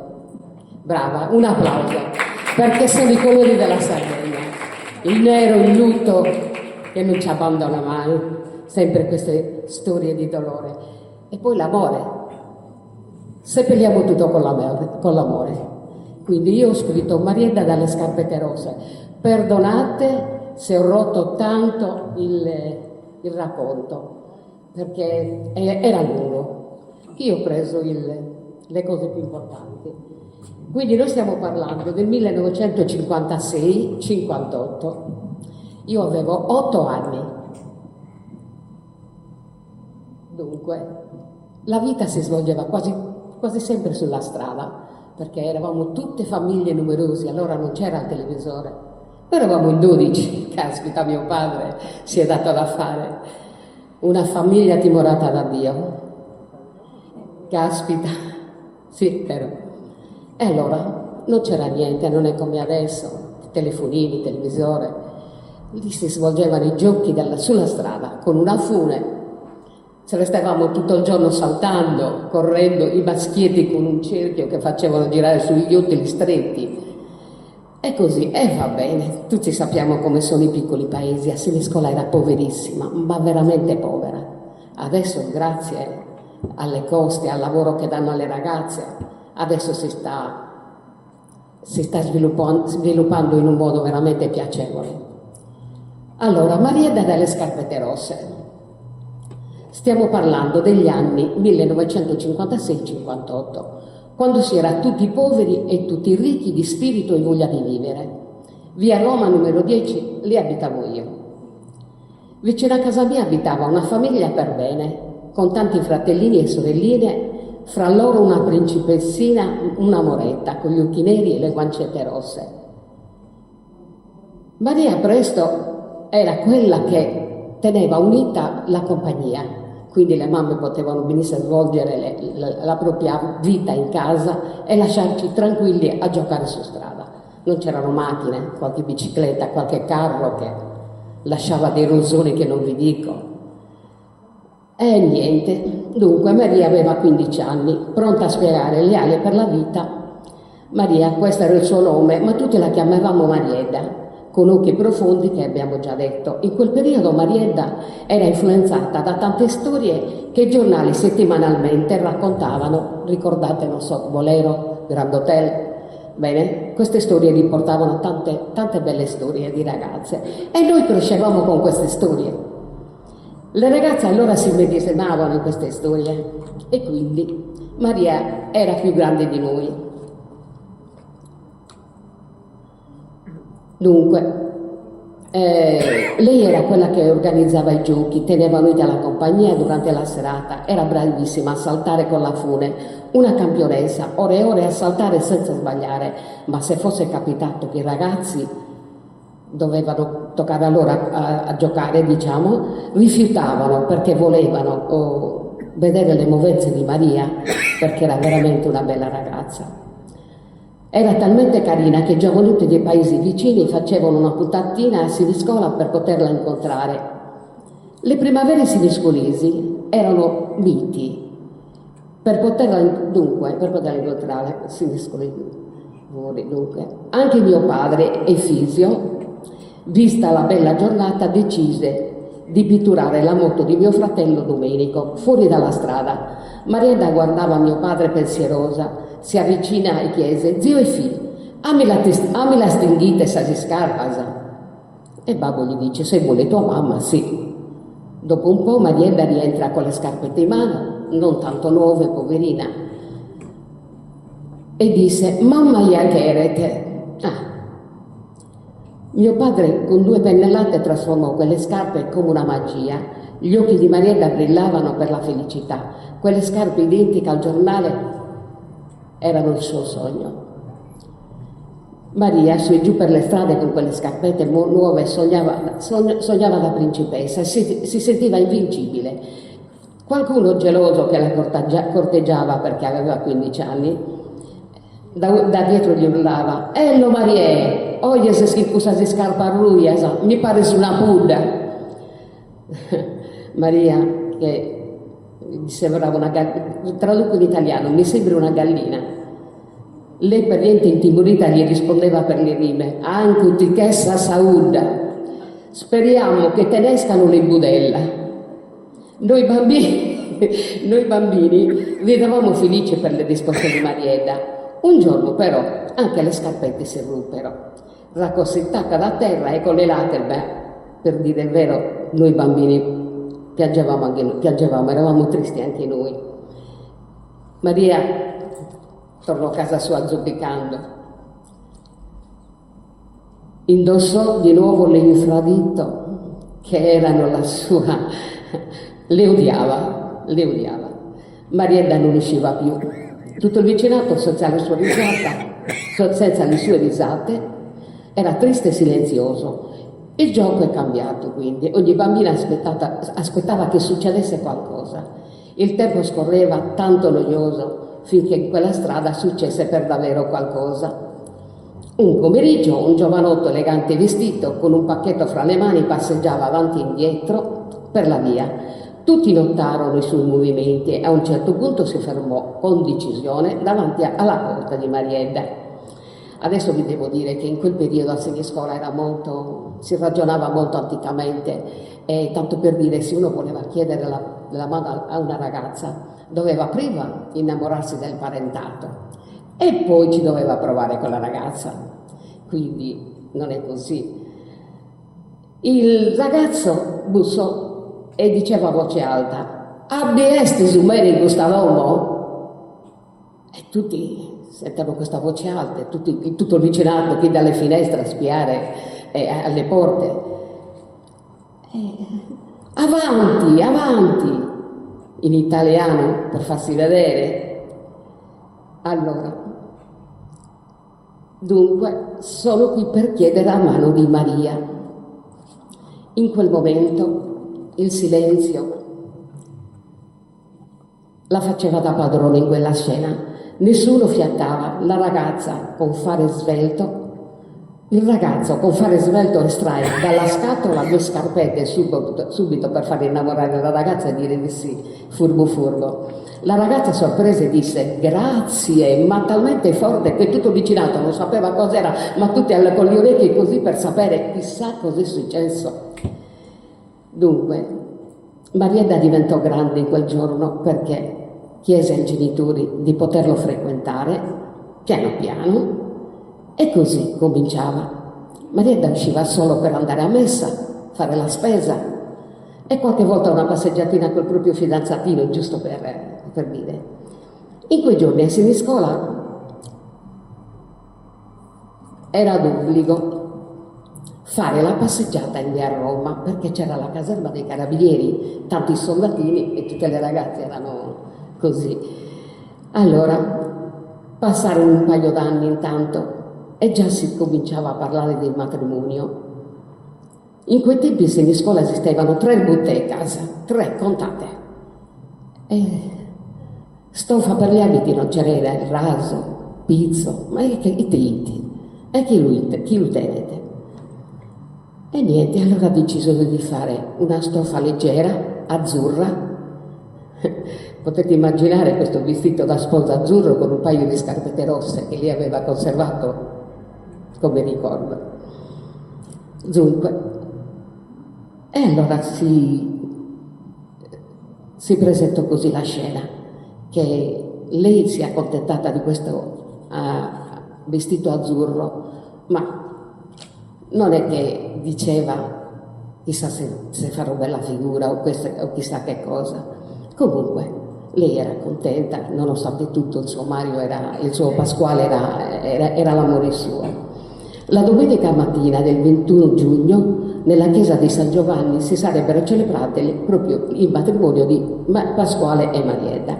Quel giorno il vicinato tutto fuori dalle case, altri dietro la finestra per spiare l'arrivo dello sposo e del suo parentato. Lo sposo arrivò puntuale col suo seguito di parenti e amici, vestito di velluto nero, chissà berrita in testa, il cappello sardo, camicia bianca con un bottoncino d'oro per chiuderla. Dunque, i scarponi lucidati a Ozuseu, che erano lucidi che il sole brillava, anche lì. I genitori dello sposo, elegantissimi con i loro tradizionali costumi sardi, in mano reggevano i cesti colmi di ogni ben di Dio. Questi destinato alla chiesa e alla famiglia della sposa. Lo sposo si avvicinò al portoncino grigio, perché si usava così chiedere il permesso prima di entrare, tutto in lingua sarda. E a voce alta chiedeva: «Soento a furare una rosa, sapro bella, poto entrare?» «Sono venuto a rubare la più bella rosa, posso entrare?» Marietta, la settimana prima che avvenisse il matrimonio, è stata inquadrata in modo che doveva essere cortese, doveva essere brava a salutare tutto il parente e il vicinato, doveva diventare grande, ma lei era irruente, ha detto di sì, vi ricorderò tutto. E invece, come sente la voce del suo Pasquale, spalanca la porta che se ne va, abbraccia il suo sposo, e tutti così perché non si poteva fare. E tutti già sta peccando già prima di andare all'altare, pensate voi che roba. A Marietta i giorni che hanno preceduto il matrimonio gli è stato insegnato anche questo. Ma così non è stato, come vedete. Lei si è abbracciato il fidanzato perché era proprio... Dunque, a zia Maria Muglia è stato dato il lavoro per fare l'abito alla sposa, e quindi cosa fa? Il giorno ha preparato un bel piattino con confetti, grano, qualche monetina per la prosperità della famiglia, la madrina di battesimo che gli ha regalato il velo per la sposa perché non si trovava, e quindi gliel'ha fatta uncinetto, e poi sotto dal vestito blu spuntavano queste scarpette rosse, di un'eleganza che non vi dico, ma le scarpette rosse erano il suo sogno. Gli sposi, finito il cerimoniale dell'incontro, si dirigono ordinatamente verso la chiesa. Qua è la cosa più bellina, più simpatica. La sposa Allora, finalmente sono arrivati in chiesa. I bambini, eravamo tutti innamorati di Marietta, perché era irruente, perché ci inquadrava, ci teneva compagnia nelle strade. Vederla andare via sposa a noi dava fastidio, e quindi siamo andati tutti in chiesa, e tutti in chiesa ci siamo messi tutti sul primo banco. Arrivato il prete che ha ufficiato la messa, tutti quanti in silenzio, un silenzio non nessuno, Marietta che salutava tutte le amiche, gli dicevano, la mamma era disperata, proprio disperata. Arriva il momento, il prete che gli dice: Pasquale, vuoi tu prendere in moglie la qui presente Marietta? E quello subito, sì, ma anche i bambini siamo lui, sì, come no, sì. Arrivato il momento di Marietta, invece, Marietta aveva 2 lacrime sugli occhi, che si è tirata verso la mamma, che sempre gli diceva stai ferma, però si è commossa davvero Marietta lì. E quindi Non ha risposto subito. Si alzano tutti i bambini. Dillo di sì, ma dillo però. In sardo, nara li chiemomi, nasa e sarmacano, e su, Maria nara li chiemo, e quella con le lacrime vestita, sì, emo, e vabbè, Maria, poverina, e così è stato. Intanto in via Roma c'era tutto il vicinato che era dedito a preparare la festa.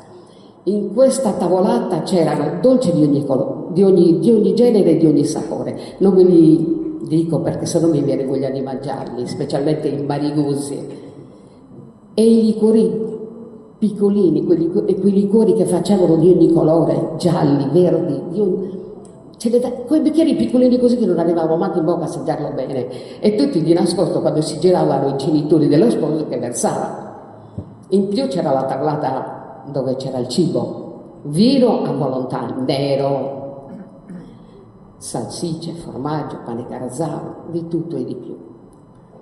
E poi c'era la fisarmonica di Luisetto, di Ioannito, che le ragazze venivano invitate e loro tutte timide, come si usava prima si guardavano i genitori o i fratelli e poi diceva, ma il fratello gli diceva così con la testa in silenzio, perché non parla? Il nuorese non parla, fa il cenno così, e quindi si alzavano e andavano a ballare.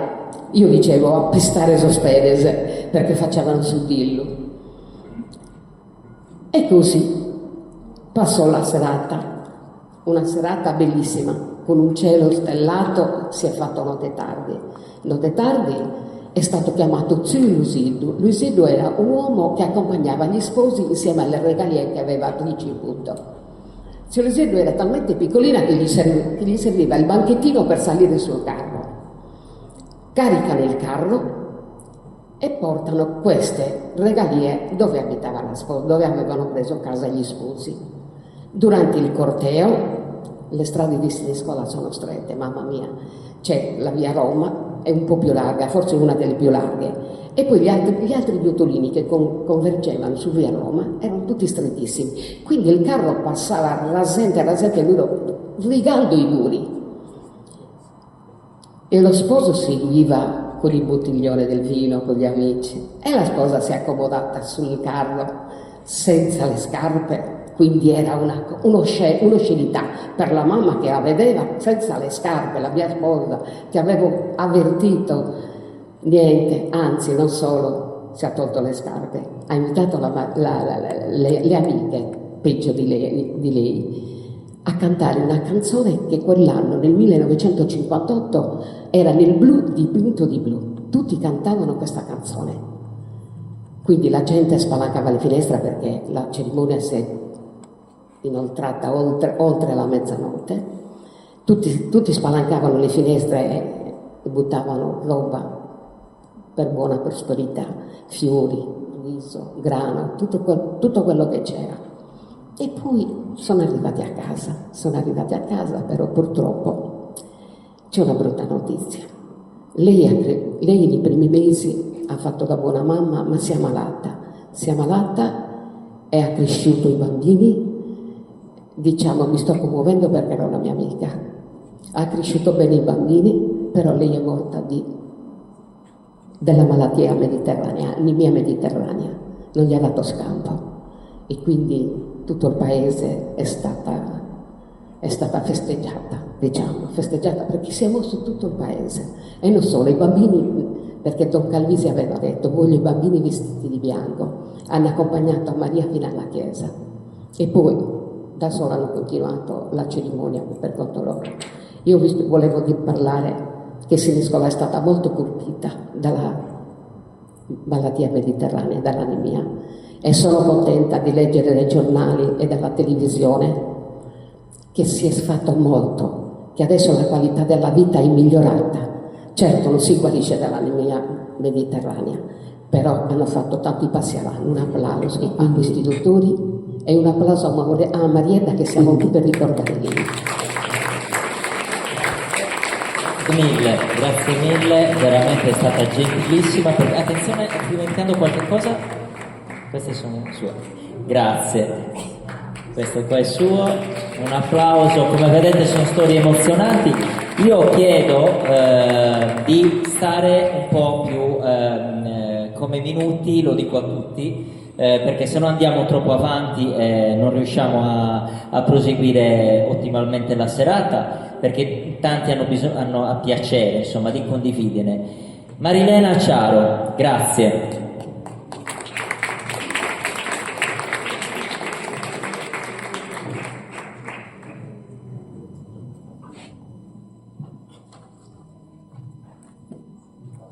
Buonasera a tutti. Allora, forse è il caso che io mi metta gli occhiali. Strategie educative alla Maddalena negli anni 40. Sono la Maddalena, mi rivedo bionda, carnagione chiara, occhi azzurri, magrolina, ho 5 anni. Siamo in bagno io e mia madre, l'una contro l'altra armate. Lei con la sua arma in mano, un pettine e un bel fiocco rosa, che con determinato vigore mi mette su una ciocca di capelli e che io, con le mie armi, le mie piccole mani altrettanto determinate, me lo tolgo. Una bella sculacciata. Ai miei tempi i genitori non avevano tempo da perdere e me lo rimette, mi saluta e via sulla strada che mi portava all'asilo dalle suore, con un bel fiocco rosa nei capelli, il grembiulino bianco con un altrettanto bel fiocco rosa che chiude il collettino altrettanto rosa. Io con altri bambini si andava da soli a scuola. Non c'erano adulti che ci accompagnavano, per cui prima di entrare all'asilo mi toglievo l'odiato fiocco rosa e lo buttavo a terra. Credevo di aver vinto la mia battaglia, ma non sapevo che vincere vuol dire avere la pace. La mia piccola guerra con gli adulti non è ancora finita, perché ora c'è un altro scoglio da superare. Le regole dell'asilo, e anche lì ce n'erano tante. Sgridata dalle suore perché non avevo fiocco rosa sulla testa e perché avevo disobbedito alla mamma, i miei compagni avevano fatto la spia. E per punire la mia cocciutaggine mi mettevano in castigo facendo fare ai miei compagni il verso degli asini, perché essendo io cocciuta come loro, non potevo che meritarmi il ragliare invece delle parole. Un altro ricordo mi sovviene. Sono sempre all'asilo dalle suore. Dopo aver mangiato ci portavano nell'aula dove, sui banchi altissimi, almeno per me, dovevamo appoggiare la testa e dormire. Cosa per me impossibile. Non avevo sonno. E poi in silenzio mi piaceva guardare i miei compagni che dormivano. Anche in quell'occasione venivo punita con una bacchetta in testa e in senso dispregiativo definita una bambina cocciuta, come un asino. E questa volta la punizione era più marcata. Con le orecchie d'asina dovevo camminare per tutto il refettorio, mentre i miei compagni dovevano rivolgersi a me ragliando. Io non mi sentivo umiliata e rispondevo ragliando con tutto il fiato che una bambina divertita possedeva. Non ricordo che l'essere definita cocciuta come un asino mi facesse soffrire. Io sapevo di essere una bambina e gli asini mi piacevano tanto perché quando d'estate ci trasferivamo nella casa di campagna, mio nonno, al quale ero molto affezionata, veniva portato dall'asino di Zidovia, che con dolcezza e mansuetudine lo portava in sella. Quanto gli ero grata lo ringraziavo accarezzandolo quel buon asino e lo ritenevo il mio migliore amico. Io amavo mio nonno Nicola. Lui mi raccontava tante sue storie, avendo viaggiato come militare sulla nave ammiraglia, attraversando e attaccando e attraccando nei porti di tutto il mondo, più volte passato. Per questo le orecchie lunghe dell'asino non solo non mi turbavano, ma mi rendevano felice. Questi ricordi ancora nitidi nella mia mente mi ha fatto riflettere sul modo che c'era allora di educare. Siamo nel 1948, appena subito dopo la guerra.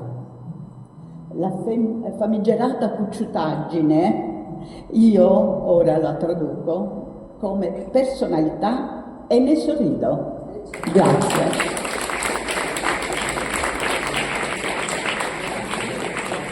Grazie, sì, grazie davvero a Marilena, a Ciaro. Adesso chiedo se è pronto, o lasciamo un attimo il tecnico per il racconto di Assunta, se no ci prendiamo proprio 3 minuti e intanto chiedo a Barbara Barrecca se può leggere la sua storia. Mentre che prepariamo appunto la proiezione di alcune fotografie che accompagneranno la lettura, la prossima lettura. Quindi se è pronta Barbara, chiedo intanto di fare questa lettura. Grazie. Un applauso, grazie. Tratto dal libro Una porta verso il cielo.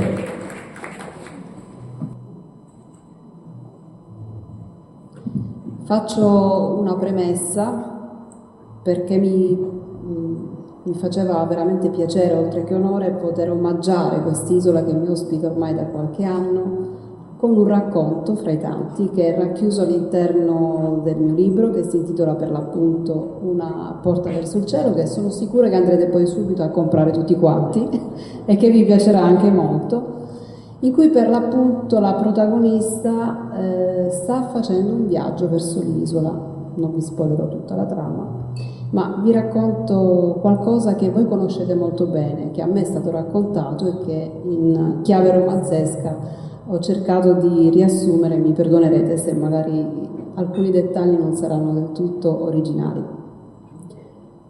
La nave era pronta a salpare. Greta saltellava per i corridoi chiedendomi ogni 5 minuti quanto mancasse all'arrivo.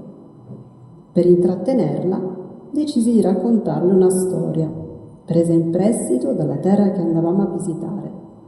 Una terra fatta di giganti, guerrieri, torri di pietra, dolmen e codas. Era una storia che avevo letto da qualche parte, anni prima, e che avevo rivisitato a piacere mio per creare maggiore aspettativa nella bambina. Lei si sedette in trepidante attesa, con il naso all'insù e le gambe incrociate. Iniziai. C'era una volta, in un tempo lontano, lontano, una strega cattiva che si mise alla ricerca di un neonato la notte di Natale. Che paura, mammina, disse Greta nascondendosi gli occhi con le manine.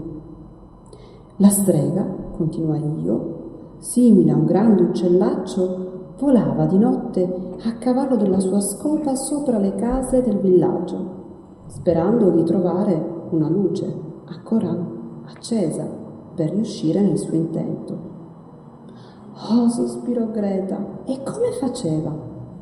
Usava la magia, rispondevo io. La Kogas era una strega molto furba e potente, sai? Per non farsi scoprire dagli umani e muoversi nell'ombra, avevo sentito dire da qualcuno, o forse l'avrò letto da qualche parte, si cospargeva tutto il corpo di unguenti allo scopo di diventare invisibile. Sulla punta dei piedi metteva giosquamo, sul corpo ginepro e amarita muscaria. Dei passeggeri napoletani seduti sulle poltrone accanto alle nostre sorridevano divertiti. Forse stavano prestando orecchio alla mia storia, o molto più probabilmente osservavano la reazione un po' impaurita ma decisamente buffa di Greta, che sempre più rapita chiese: e poi? E poi ella partiva, veloce come un razzo, procedendo a zig-zag sui cieli scuri del villaggio, e imitai la scoparazzo con il braccio che andava da una parte all'altra. «Oh!» esclamò di nuovo. «E quando arrivava al villaggio?»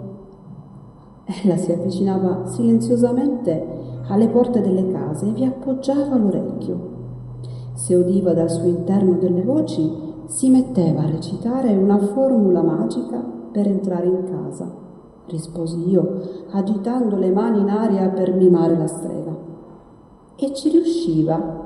chiese Greta spaventata. «No, bambina mia. Gli uomini e le donne del villaggio, che sapevano delle sue intenzioni malvagie, avevano prese delle precauzioni, disseminando ovunque delle trappole. Come ad esempio?» «Beh, c'erano tanti trucchi», dissi strizzando l'occhio al turista sedutomi accanto sul lato destro, che si era fermato a origliare, come ad esempio l'ingresso delle serrature. Veniva sigillato con la cera d'api, oppure si cospargeva l'abitazione con fiori d'arancio, isso con ruta, mentre fuori dalle porte si mettevano tanti chicchi di grano. «Perché chicchi di grano, mamma?» disse Greta. «Perché la strega, vedendo il grano in terra, non poteva fare a meno di contare, e a furia di contare e ricontare si distraeva e la notte volava via». «Ah, capisco», fece lei rassicurata. «E non dimentichiamoci infine del cocco», aggiunse a voce alta. «Si chiama cocco, Greta.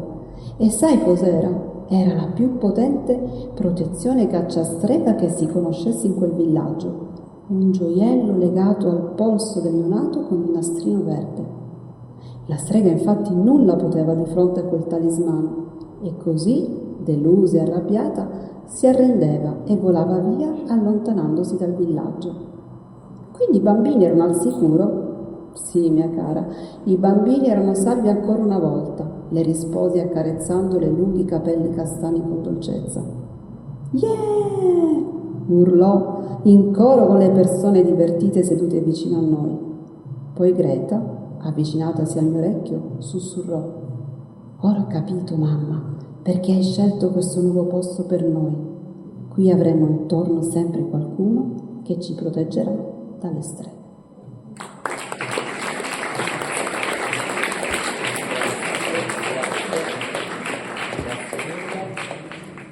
Grazie mille. È bello perché una persona non sarda che è stata abbracciata dalla Sardegna ha voluto omaggiare la Sardegna, e così io chiamo con grande emozione, perché l'ho osservata durante tutta questa serata che sta avvolgendo quasi al termine, Assunta Biscu, che è venuta direttamente, ci parlerà di lei, da Orgosolo, e quindi ci racconterà una storia accompagnata da queste immagini. Volevo solo dire che è un filo che è passato da Maria Antonietta Birighedo prima, e adesso un pochettino si sta riconducendo con Assunta.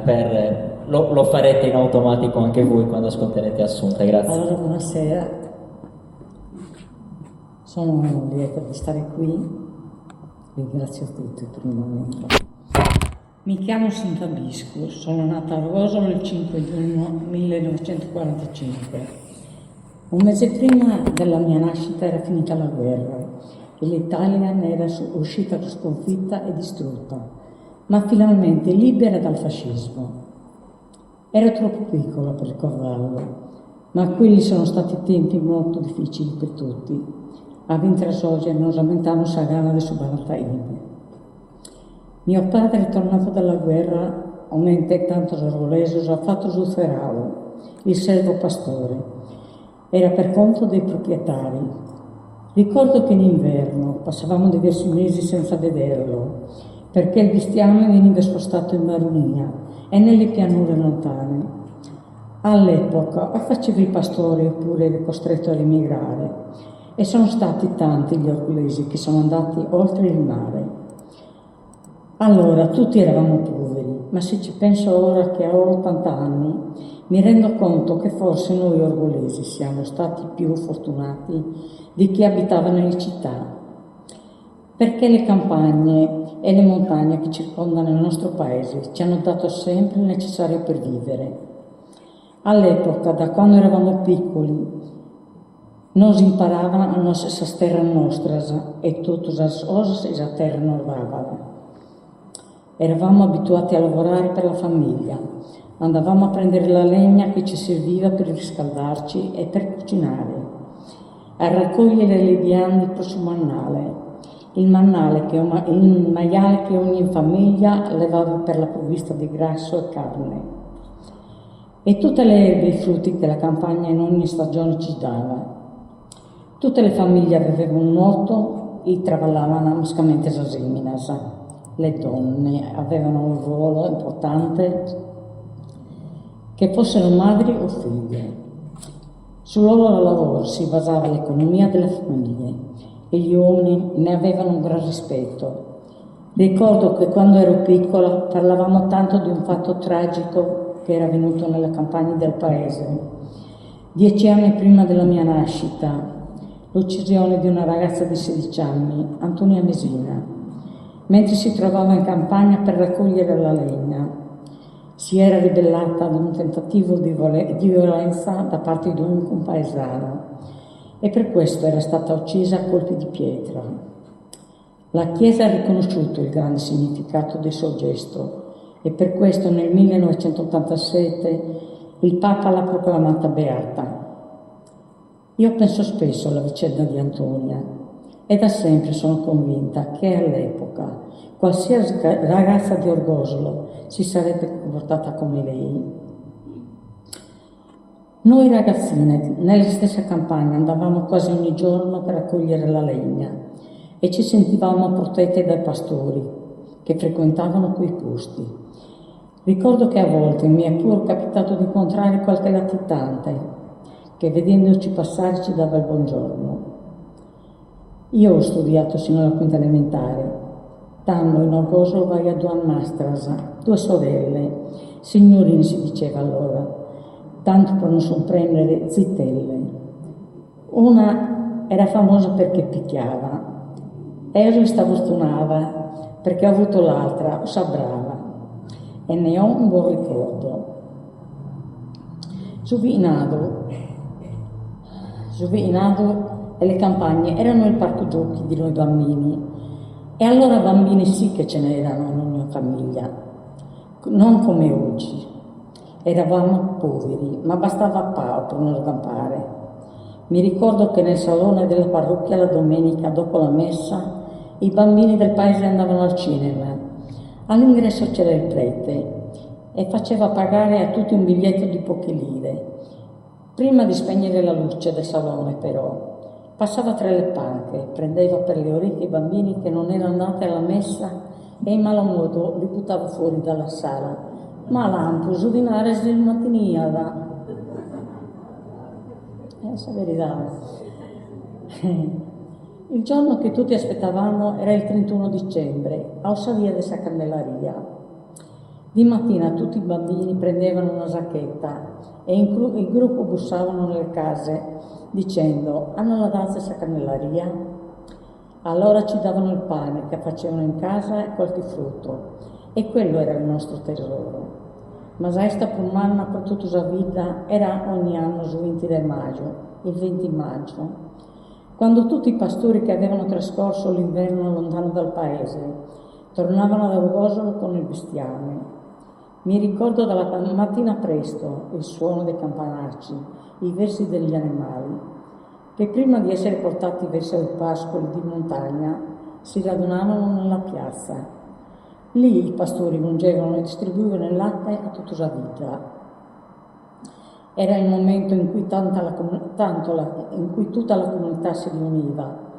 Le donne potevano riabbracciare i propri uomini e noi bambini, i nostri padri e fratelli maggiori.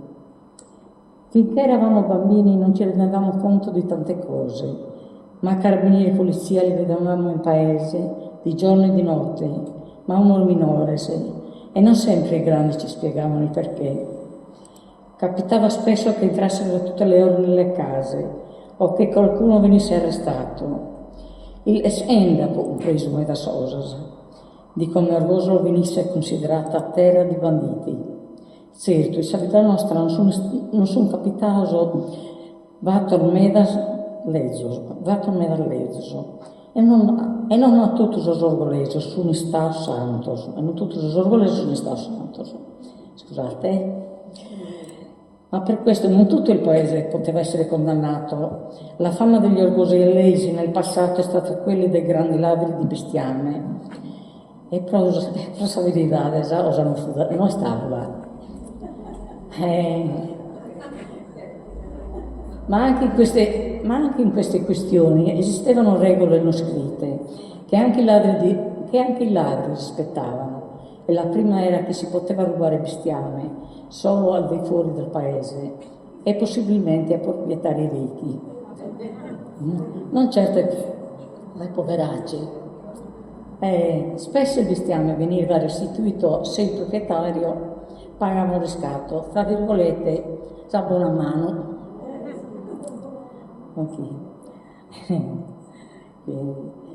Ma cosa diversa è stato quando si è iniziato a rubare le persone e osa avere un mala.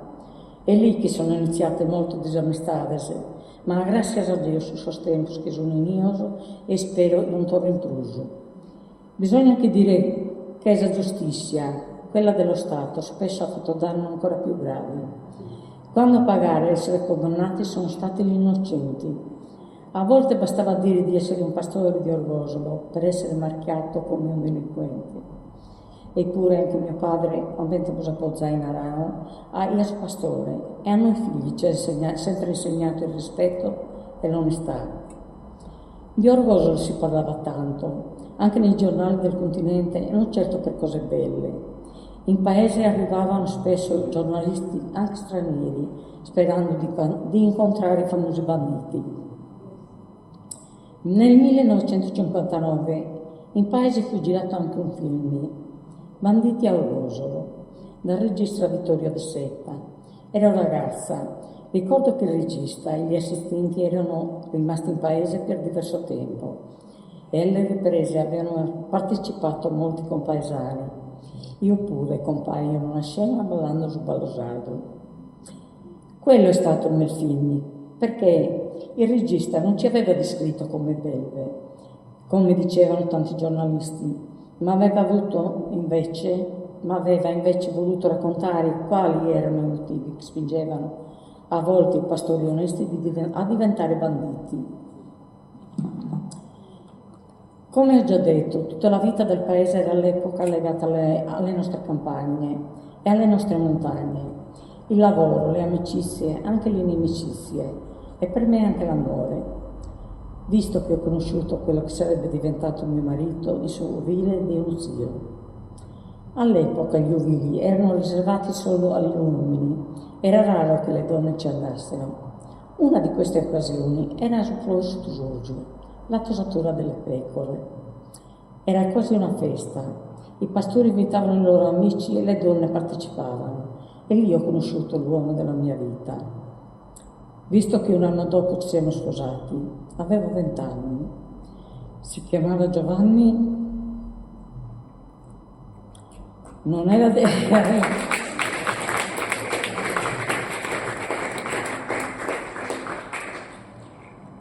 Orgosolo, ma di Oriana, faceva il camionista, un gran lavoratore e un buon padre. Abbiamo avuto 7 figli.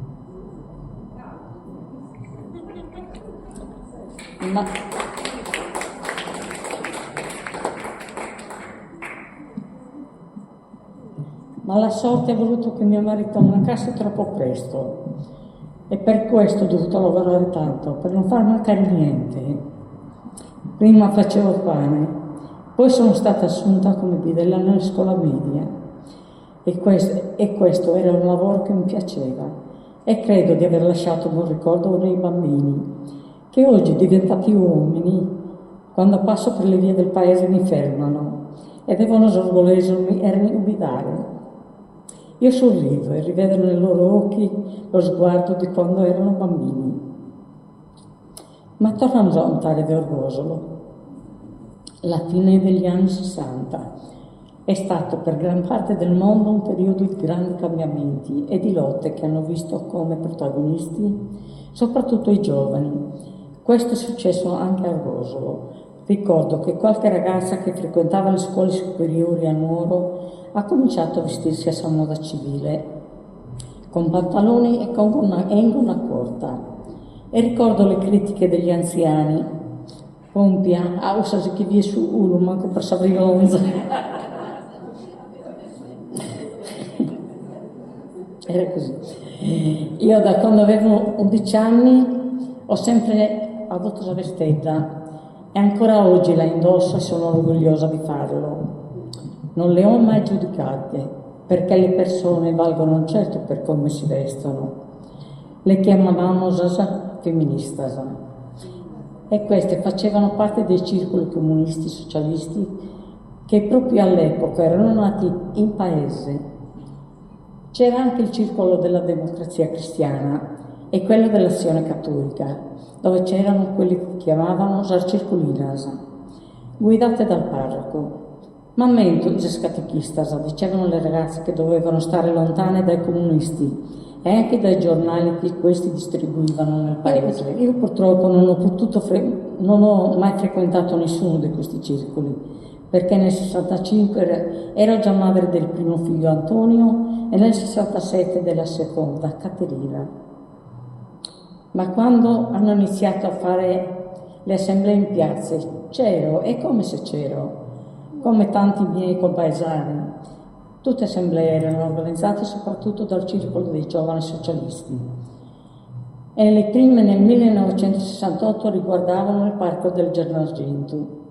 Diversi politici e i giornali vantavano questo progetto, dicendo che ad Orgosolo ci sarebbe stato un grande sviluppo economico, che sarebbero arrivati tanti turisti, che avremmo potuto conservare la natura nel modo migliore, senza dirci però che la creazione del parco prevedeva l'allontanamento dei pastori e il divieto di fare tutto questo.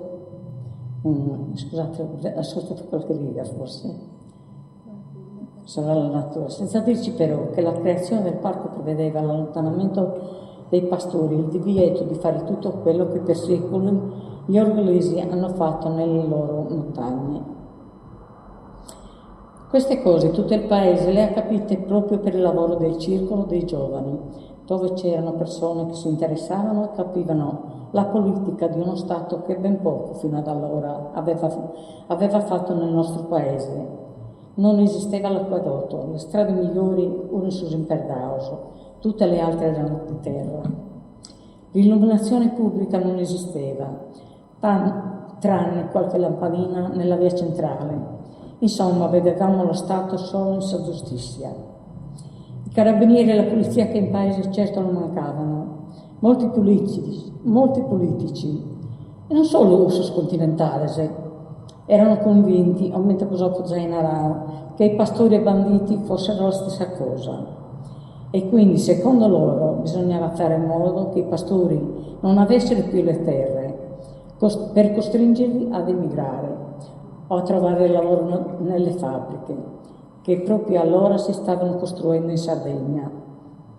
Visto però che non sono riusciti nel loro intento con il parco del Gennargentu, sul 1969 hanno più una terra pensava trasformare le nostre montagne in un poligono per l'esercito. Mi ricordo che alla fine del mese di maggio in tutte le vie del paese era stato messo sulle porte e sui muri un manifesto dell'esercito che ordinava lo sgombero del bestiame che pascolava nella zona di Pratobello e nelle montagne vicine, perché il 20 giugno sarebbe iniziata le esercitazioni con i proiettili.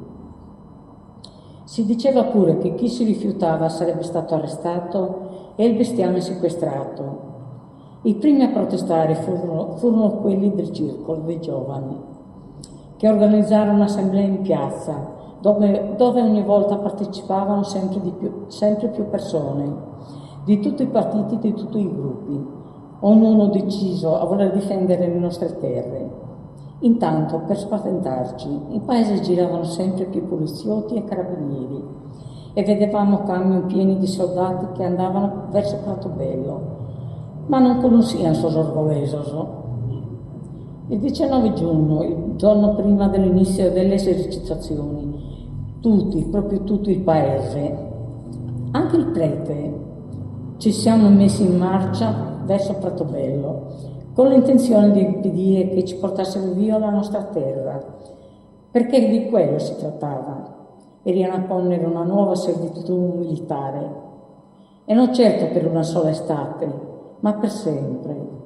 Mi ricordo che mio marito, su Elochesiava, ha preso mio figlio che allora aveva 4 anni e ha caricato sul camion tanta gente, soprattutto gli anziani. Io invece ho preso in braccio mia figlia di 2 anni e insieme a mia madre ed altre donne, anche loro con i figli più piccoli, ci siamo incamminati verso la montagna. Proprio noi donne con i nostri bambini siamo state le prime a metterci sulla strada per impedire ai camion militari di avanzare, sicuri che a noi non ci avrebbero potuto toccare. Anche se ci minacciavano, non siamo indietreggiate. Per tutto il giorno siamo rimasti lì e abbiamo impedito che venissero fatte le esercitazioni. Solo la sera tardi siamo ritornati in paese. Per tutta la notte abbiamo sentito passare le camionette che salivano verso Pratobello. Quelli pensavano che mettendo i posti di blocco l'indomani ci avrebbero impedito di arrivare alla montagna. Ma invece la mattina presto tutti ci eravamo nuovamente messi in marcia. Questa volta non siamo passati dalla strada, ma in sus in Corsa d'Orgios, che noi tutti conoscevamo da quando eravamo bambini. Quel giorno c'era ancora più gente del giorno prima e la tensione era veramente forte, soprattutto quando alcuni hanno iniziato a sollevare con forza le camionette che bloccavano la strada. Quel giorno arrivarono da Cagliari e da Nuoro anche diversi politici che ci spiegavano le proposte di risarcimento che lo Stato prevedeva per i pastori e per assicurarci che una volta finite le esercitazioni le terre sarebbero state sgomberate dai militari. Non etiu a ossas incomintasa, e abbiamo fatto bene. L'importante è che anche quel giorno siamo riusciti a bloccare le esercitazioni. Il giorno seguente era sabato, dunque per 2 giorni non erano previste esercitazioni, ma i paesi continuavano a riunirci nella piazza per discutere cosa fare. I comandanti militari invece giravano per gli ovili, proponendo soldi ai pastori a patto che se ne andassero, ma nessuno era disposto ad abbandonare le nostre terre. Ricordo che nei giornali sardi in quei giorni sono stati scritti articoli veramente offensivi nei nostri confronti. Iscriano un montone di avolasa, bugie sopra bugie. Si diceva che il popolo era subillato e minacciato dai giovani della sinistra, oppure che eravamo ignoranti perché non sapevamo cogliere la grande opportunità che lo Stato ci stava concedendo, trasformando le nostre terre in zoos pro area e guerras. Il 22 giugno, in tanti per evitare di essere fermati dalla polizia, in piena notte erano riusciti a raggiungere la montagna e si urni stichiosi s'armatasa, nascosti tra i cespugli, aspettando che facesse giorno. Quella è stata una giornata veramente dura perché erano arrivati tantissimi poliziotti, baschi blu, che hanno iniziato a radunare la gente, anche noi donne, dentro un grande recinto, sorvegliati dagli elicotteri, dagli uomini armati di fucile. Sono stati momenti di grande tensione. Per alcuni uomini Sono stati momenti di grande tensione, perché alcuni uomini sono stati portati a Nuoro e arrestati, ma noi donne ci siamo tolte la soddisfazione di urlare in faccia ai generali e ai comandanti la nostra rabbia e la nostra intenzione di non voler cedere neppure un metro della nostra terra a costo della vita. Considerata la nostra forza, quella stessa sera il governo aveva accettato la proposta di ricevere a Roma una delegazione di orgogliosi e alcuni politici sardi.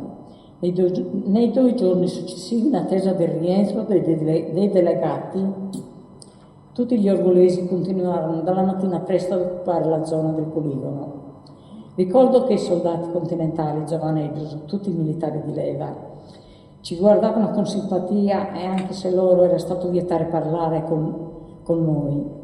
Qualcuno diceva che ci ammirava la nostra forza, la ragione della nostra lotta.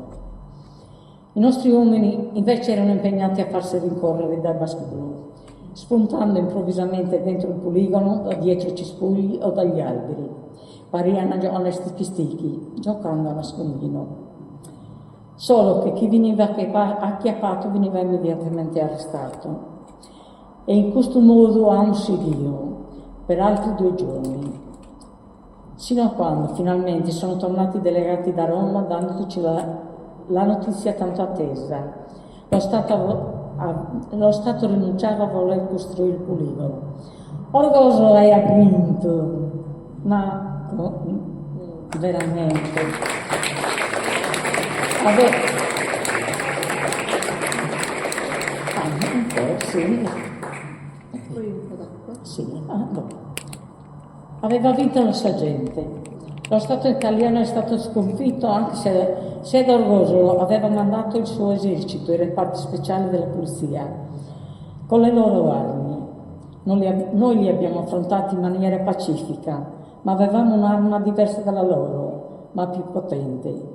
L'unità di tutta la popolazione che aveva messo da parte la politica e ogni interesse personale per combattere contro quelli che volevano toglierci non solo la terra, ma cancellare anche la nostra identità.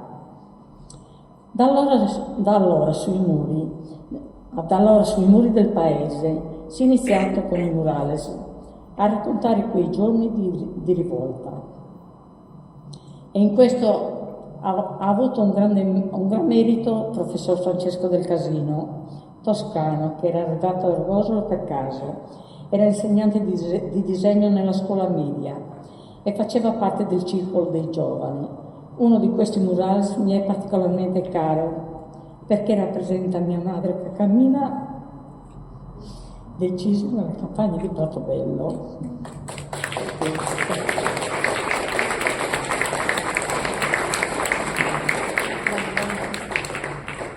Metti una lì, poi ci fa ancora. Sì, è tua.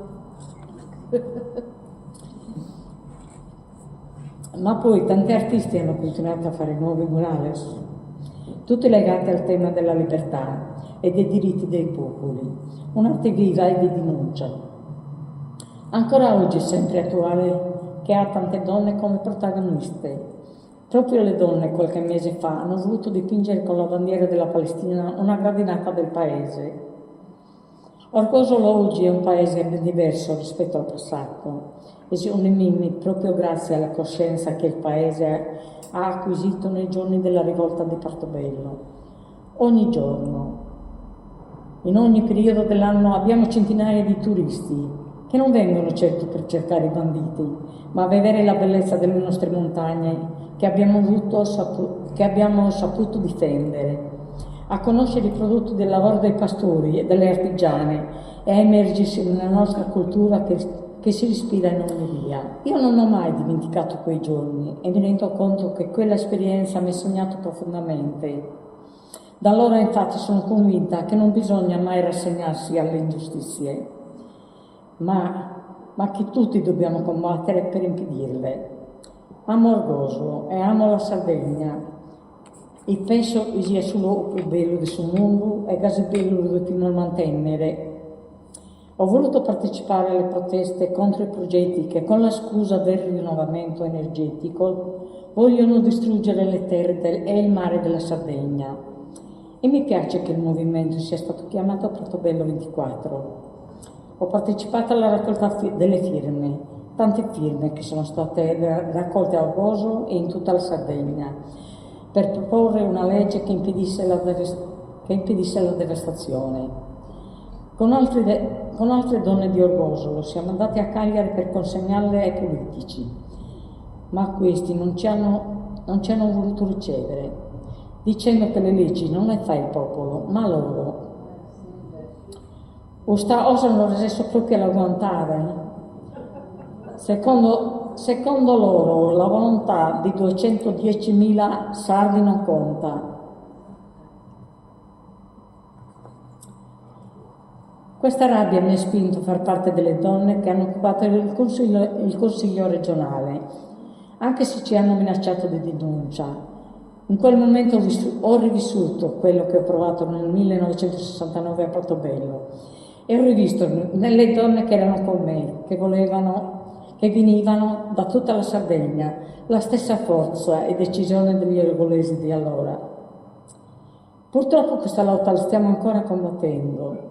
Sos politico non querem esortare, ma noi dobbiamo seguire a combattere. È un dovere farlo, tutti, soprattutto i giovani, ma per vincere dobbiamo usare la stessa arma che ha fatto vincere Orgosolo con l'esercito nel 1969, l'unità.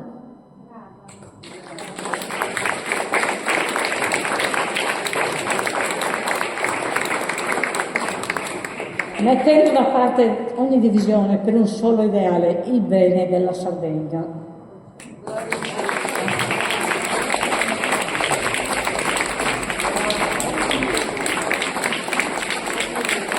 Grazie davvero ad Assunta Bischi per questa emozionante storia. Ringraziamo anche Mariano che ha aiutato, immagino, nella scrittura e stesura.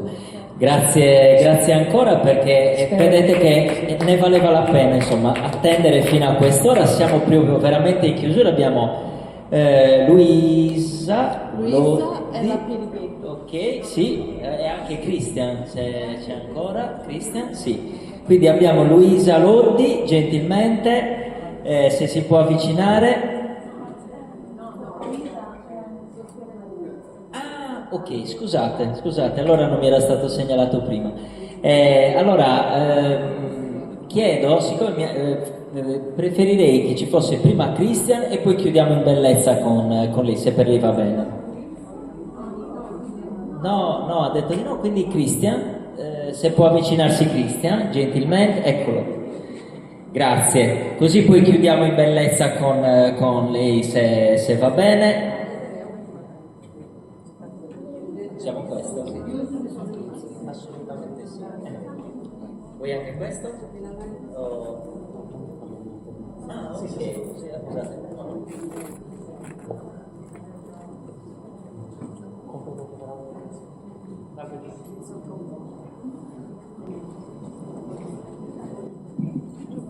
Grazie.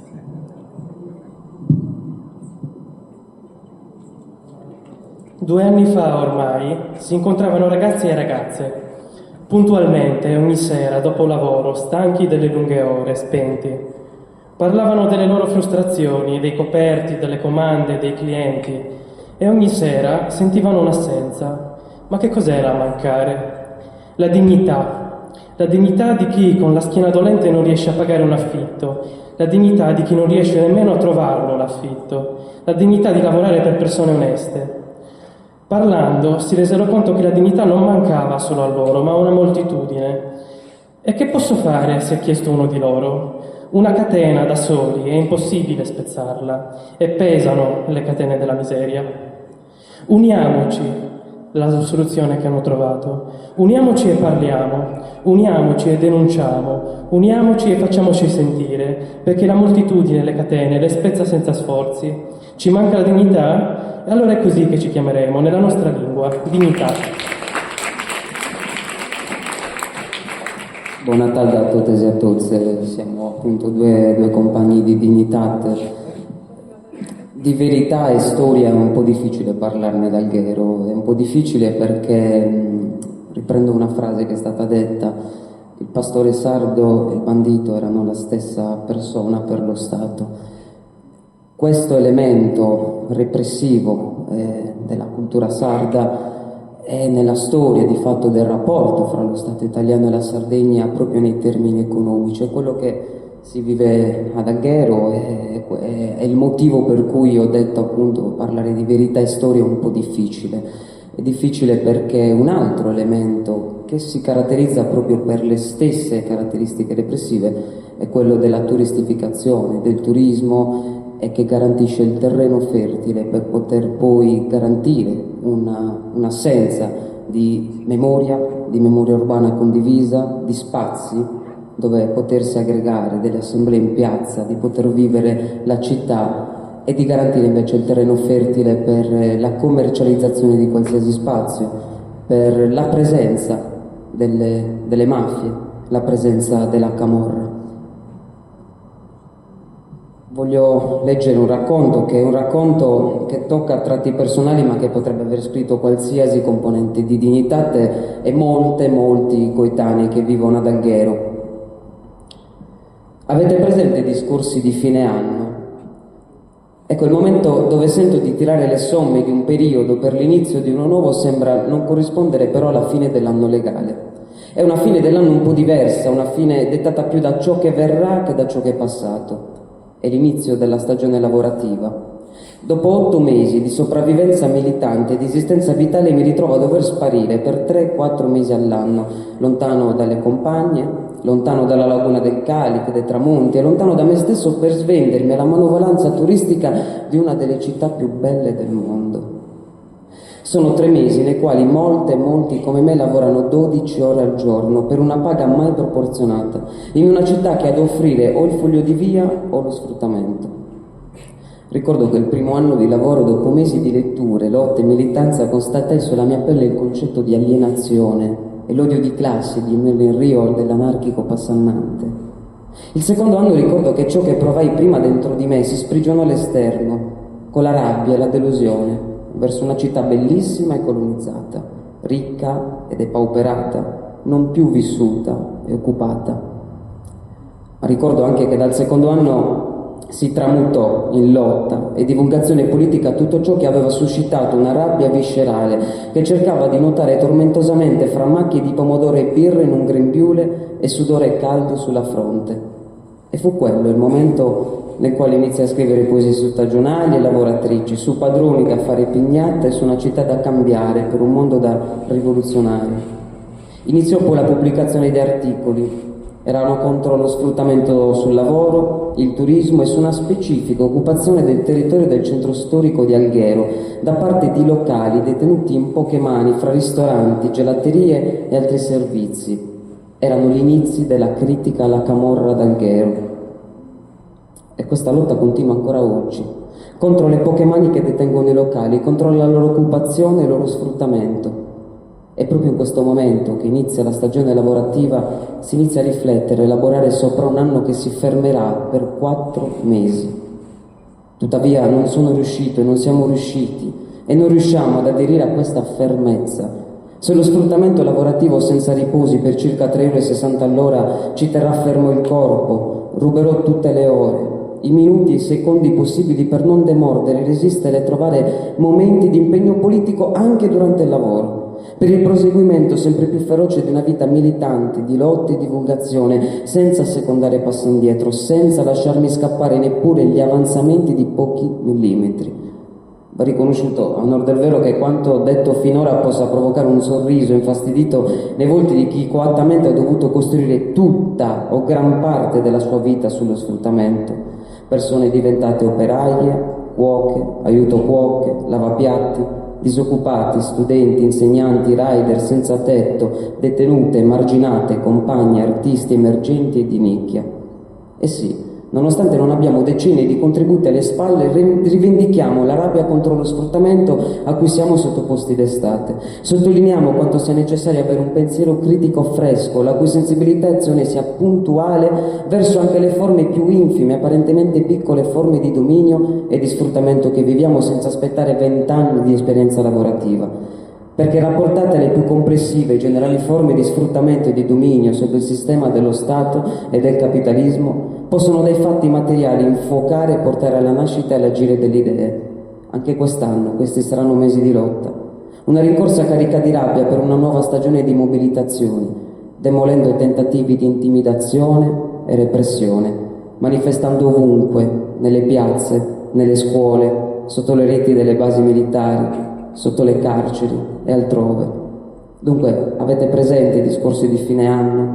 Ecco, questa è una fine dell'anno un po' diversa, una fine dettata più da ciò che verrà che da ciò che è passato, ma ciò che verrà dovrà e troverà la sua fine, la sua distruzione, è quella della stagione lavorativa, del lavoro, dello sfruttamento, della camorra d'alghero e del turismo. Con i grembiuli di una stagionale faremo una bandiera e quindi proprio su questi temi noi continueremo a percorrere quel centro storico, ogni passo sarà politico, domani continueremo a percorrerlo e abbiamo cercato in questo percorso politico che si deve per forza congiungere con tutte le lotte che in Sardegna vengono percorse contro lo sfruttamento degli spazi. Tutte, bisogna connettersi, tutte quante, perché la radice è una, è quella del colonialismo, dello sfruttamento dei nostri spazi. E abbiamo cercato un percorso non delegabile, un percorso che parta dal basso e che rimanga nel basso e che sia vissuto dalla comunità popolare. Concludo veramente citando solamente una piccola frase di uno storico che è veramente molto importante, che in un'epoca di individualismo, giusto per connettere un po' il noi e l'io.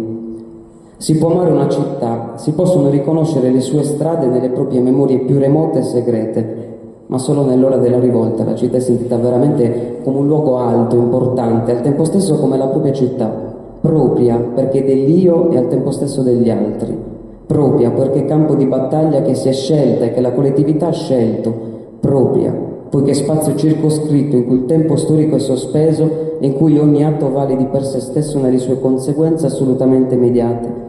Ci si appropria di una città fuggendo o avanzando nell'alternarsi degli attacchi. Nell'ora della rivolta non si è più solo in città. Grazie Cristian e Salvatore, grazie davvero. Come vedete c'è tanta carne al fuoco, siamo ultimi, non certo per importanza, perché io ci tenevo proprio insomma, abbiamo sentito tante storie, però noi oggi abbiamo anche la fortuna di avere, qua chiedo un doppio applauso, uno adesso e uno quando entra. Una delle persone, sono state premiate in 3 come ambasciatrici del canto sardo nel mondo. E quindi Maria Teresa Birighetto, grazie. Più forte questo applauso perché è un grande onore averla qua stasera, quindi grazie davvero anche per la pazienza, però ci tenevo a fare questa presentazione. E Luisa Lotti che sostiene, quindi anche a Luisa un grande applauso e lascio la parola e subito dopo ci accomodiamo per un momento di socialità in cui, siccome c'erano tante letture, avremo la possibilità di fare delle domande, come è nata una storia e delle informazioni in più, che in questa serata lunga non abbiamo colto questa occasione. Lo faremo. Grazie Maria Luisa.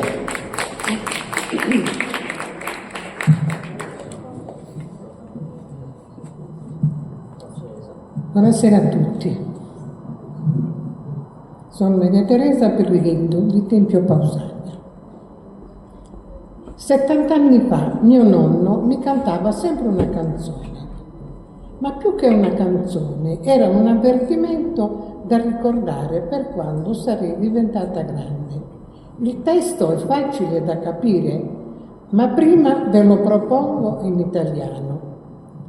una ragazza fa sapere alla madre che si è innamorato di un uomo.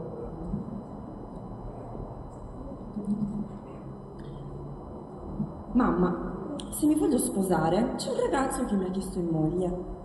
Ce l'ho sempre dietro che mi vuol baciare, però ancora non l'ho baciato. Visto che ha giurato che mi ama, per dargli qualche bacio che sarà mai. La mamma non la pensa allo stesso modo. Ascolta quel che ti dico, figlia mia. Baciare prima del tempo non è un buon segno. Per carità di Dio, non farlo. Meglio vola via, anche se ti va genio. Poi ti puoi prendere quando sei sola. L'amore è qualcosa di bestiale. Chi non assale in zucca nel momento presente, dei baci d'amore se ne pente.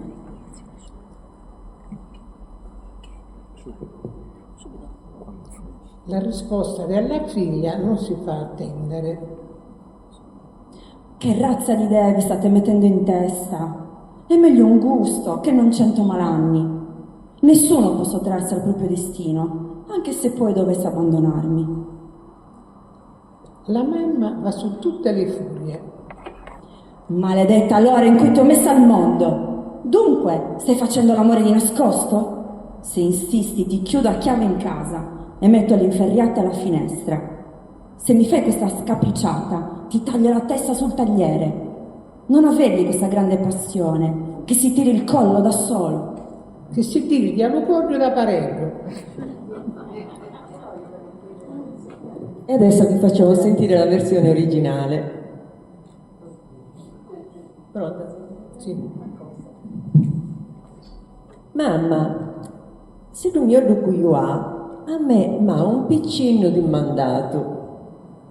Sempre di fatto che mi ho baciato, però ancora non l'ho baciato. Da che giurato che già mio beh, a dargli tanti baci, cosa è? Chi stu una ricattella mi ridula, chi lo bacia innanzi e non segnali. Paldeo non fa chi su me vola, magari che ti sia geniale. Da poi ti può pidare quando sei sola, l'amore è convinto e bestiali, che hanno assali il tempo presenti di livaggi amorosi sinipenti. Gli è entrato buono lo macchino, e me d'un gusto no 100 malanni. Nessuno poi ci dà lo destino, a costo che mi lati a paliglianni. Maledetto che d'ora che è rinata, e tanto siamo con i voltuccioni, si domappretti ti tengo in serrata e pongo la varrata ai balconi. Se mi vai chi sta scapricciata, io ti taglio lo conto e lo tadoni. Non hai che passioni tanta bello, si piglia lo conto da paredo.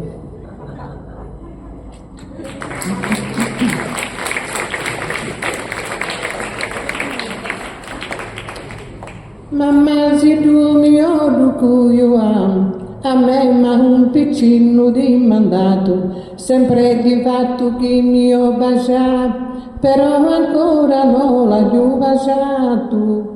Da che ha giurato che già mio beh, da che ha giurato che già mio beh, per dargli tanti baci cosa è? Chi stula di catela me vidola, chi lo bacia innanzi e mal segnali, Paldeo non fa chi su me vola, magari che ti sia geniali. Da poi ti poppi da quando sei sola, l'amore è convinto e bestiali, che hanno assolano tempo presenti, di livaggi amorosi sinipenti. Ma di tu che d'ora che è rinata, e tanto siamo con lo voltuccioni, se tu m'appretti ti tengo in serrata, e pongo la varrata e lo balconi. Se tu mi vai che sta scapricciata, io ti passo lo cordello tadoni, non hai passioni tanta bello, si ti lo cordo da paredo.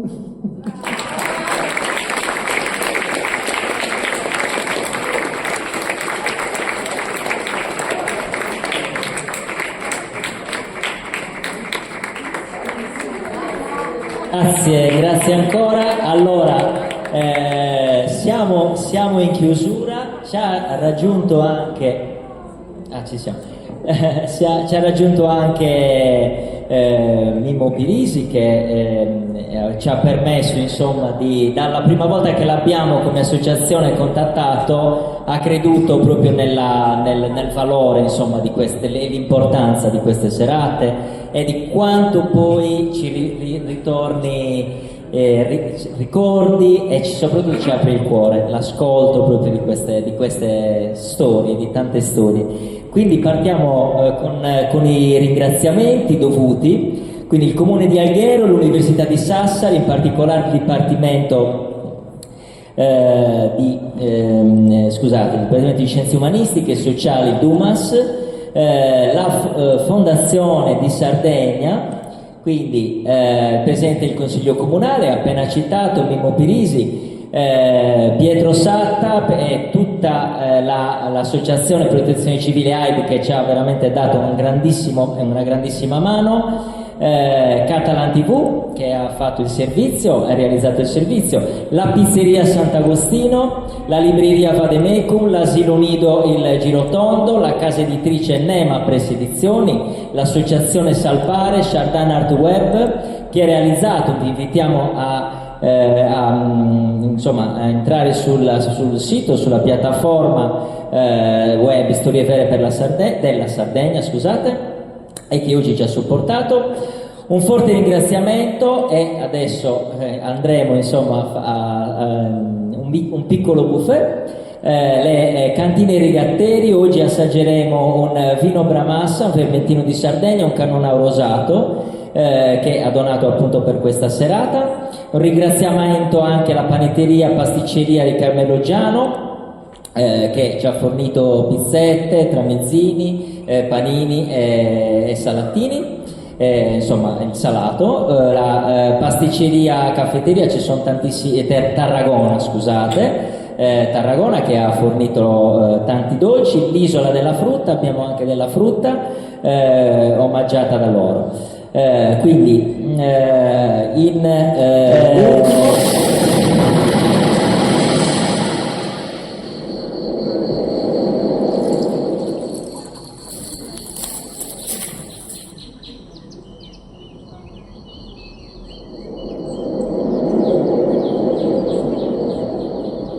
oltre alla cantina Rigatteri avevamo anche Selle Mosca, la cantina Selle Mosca.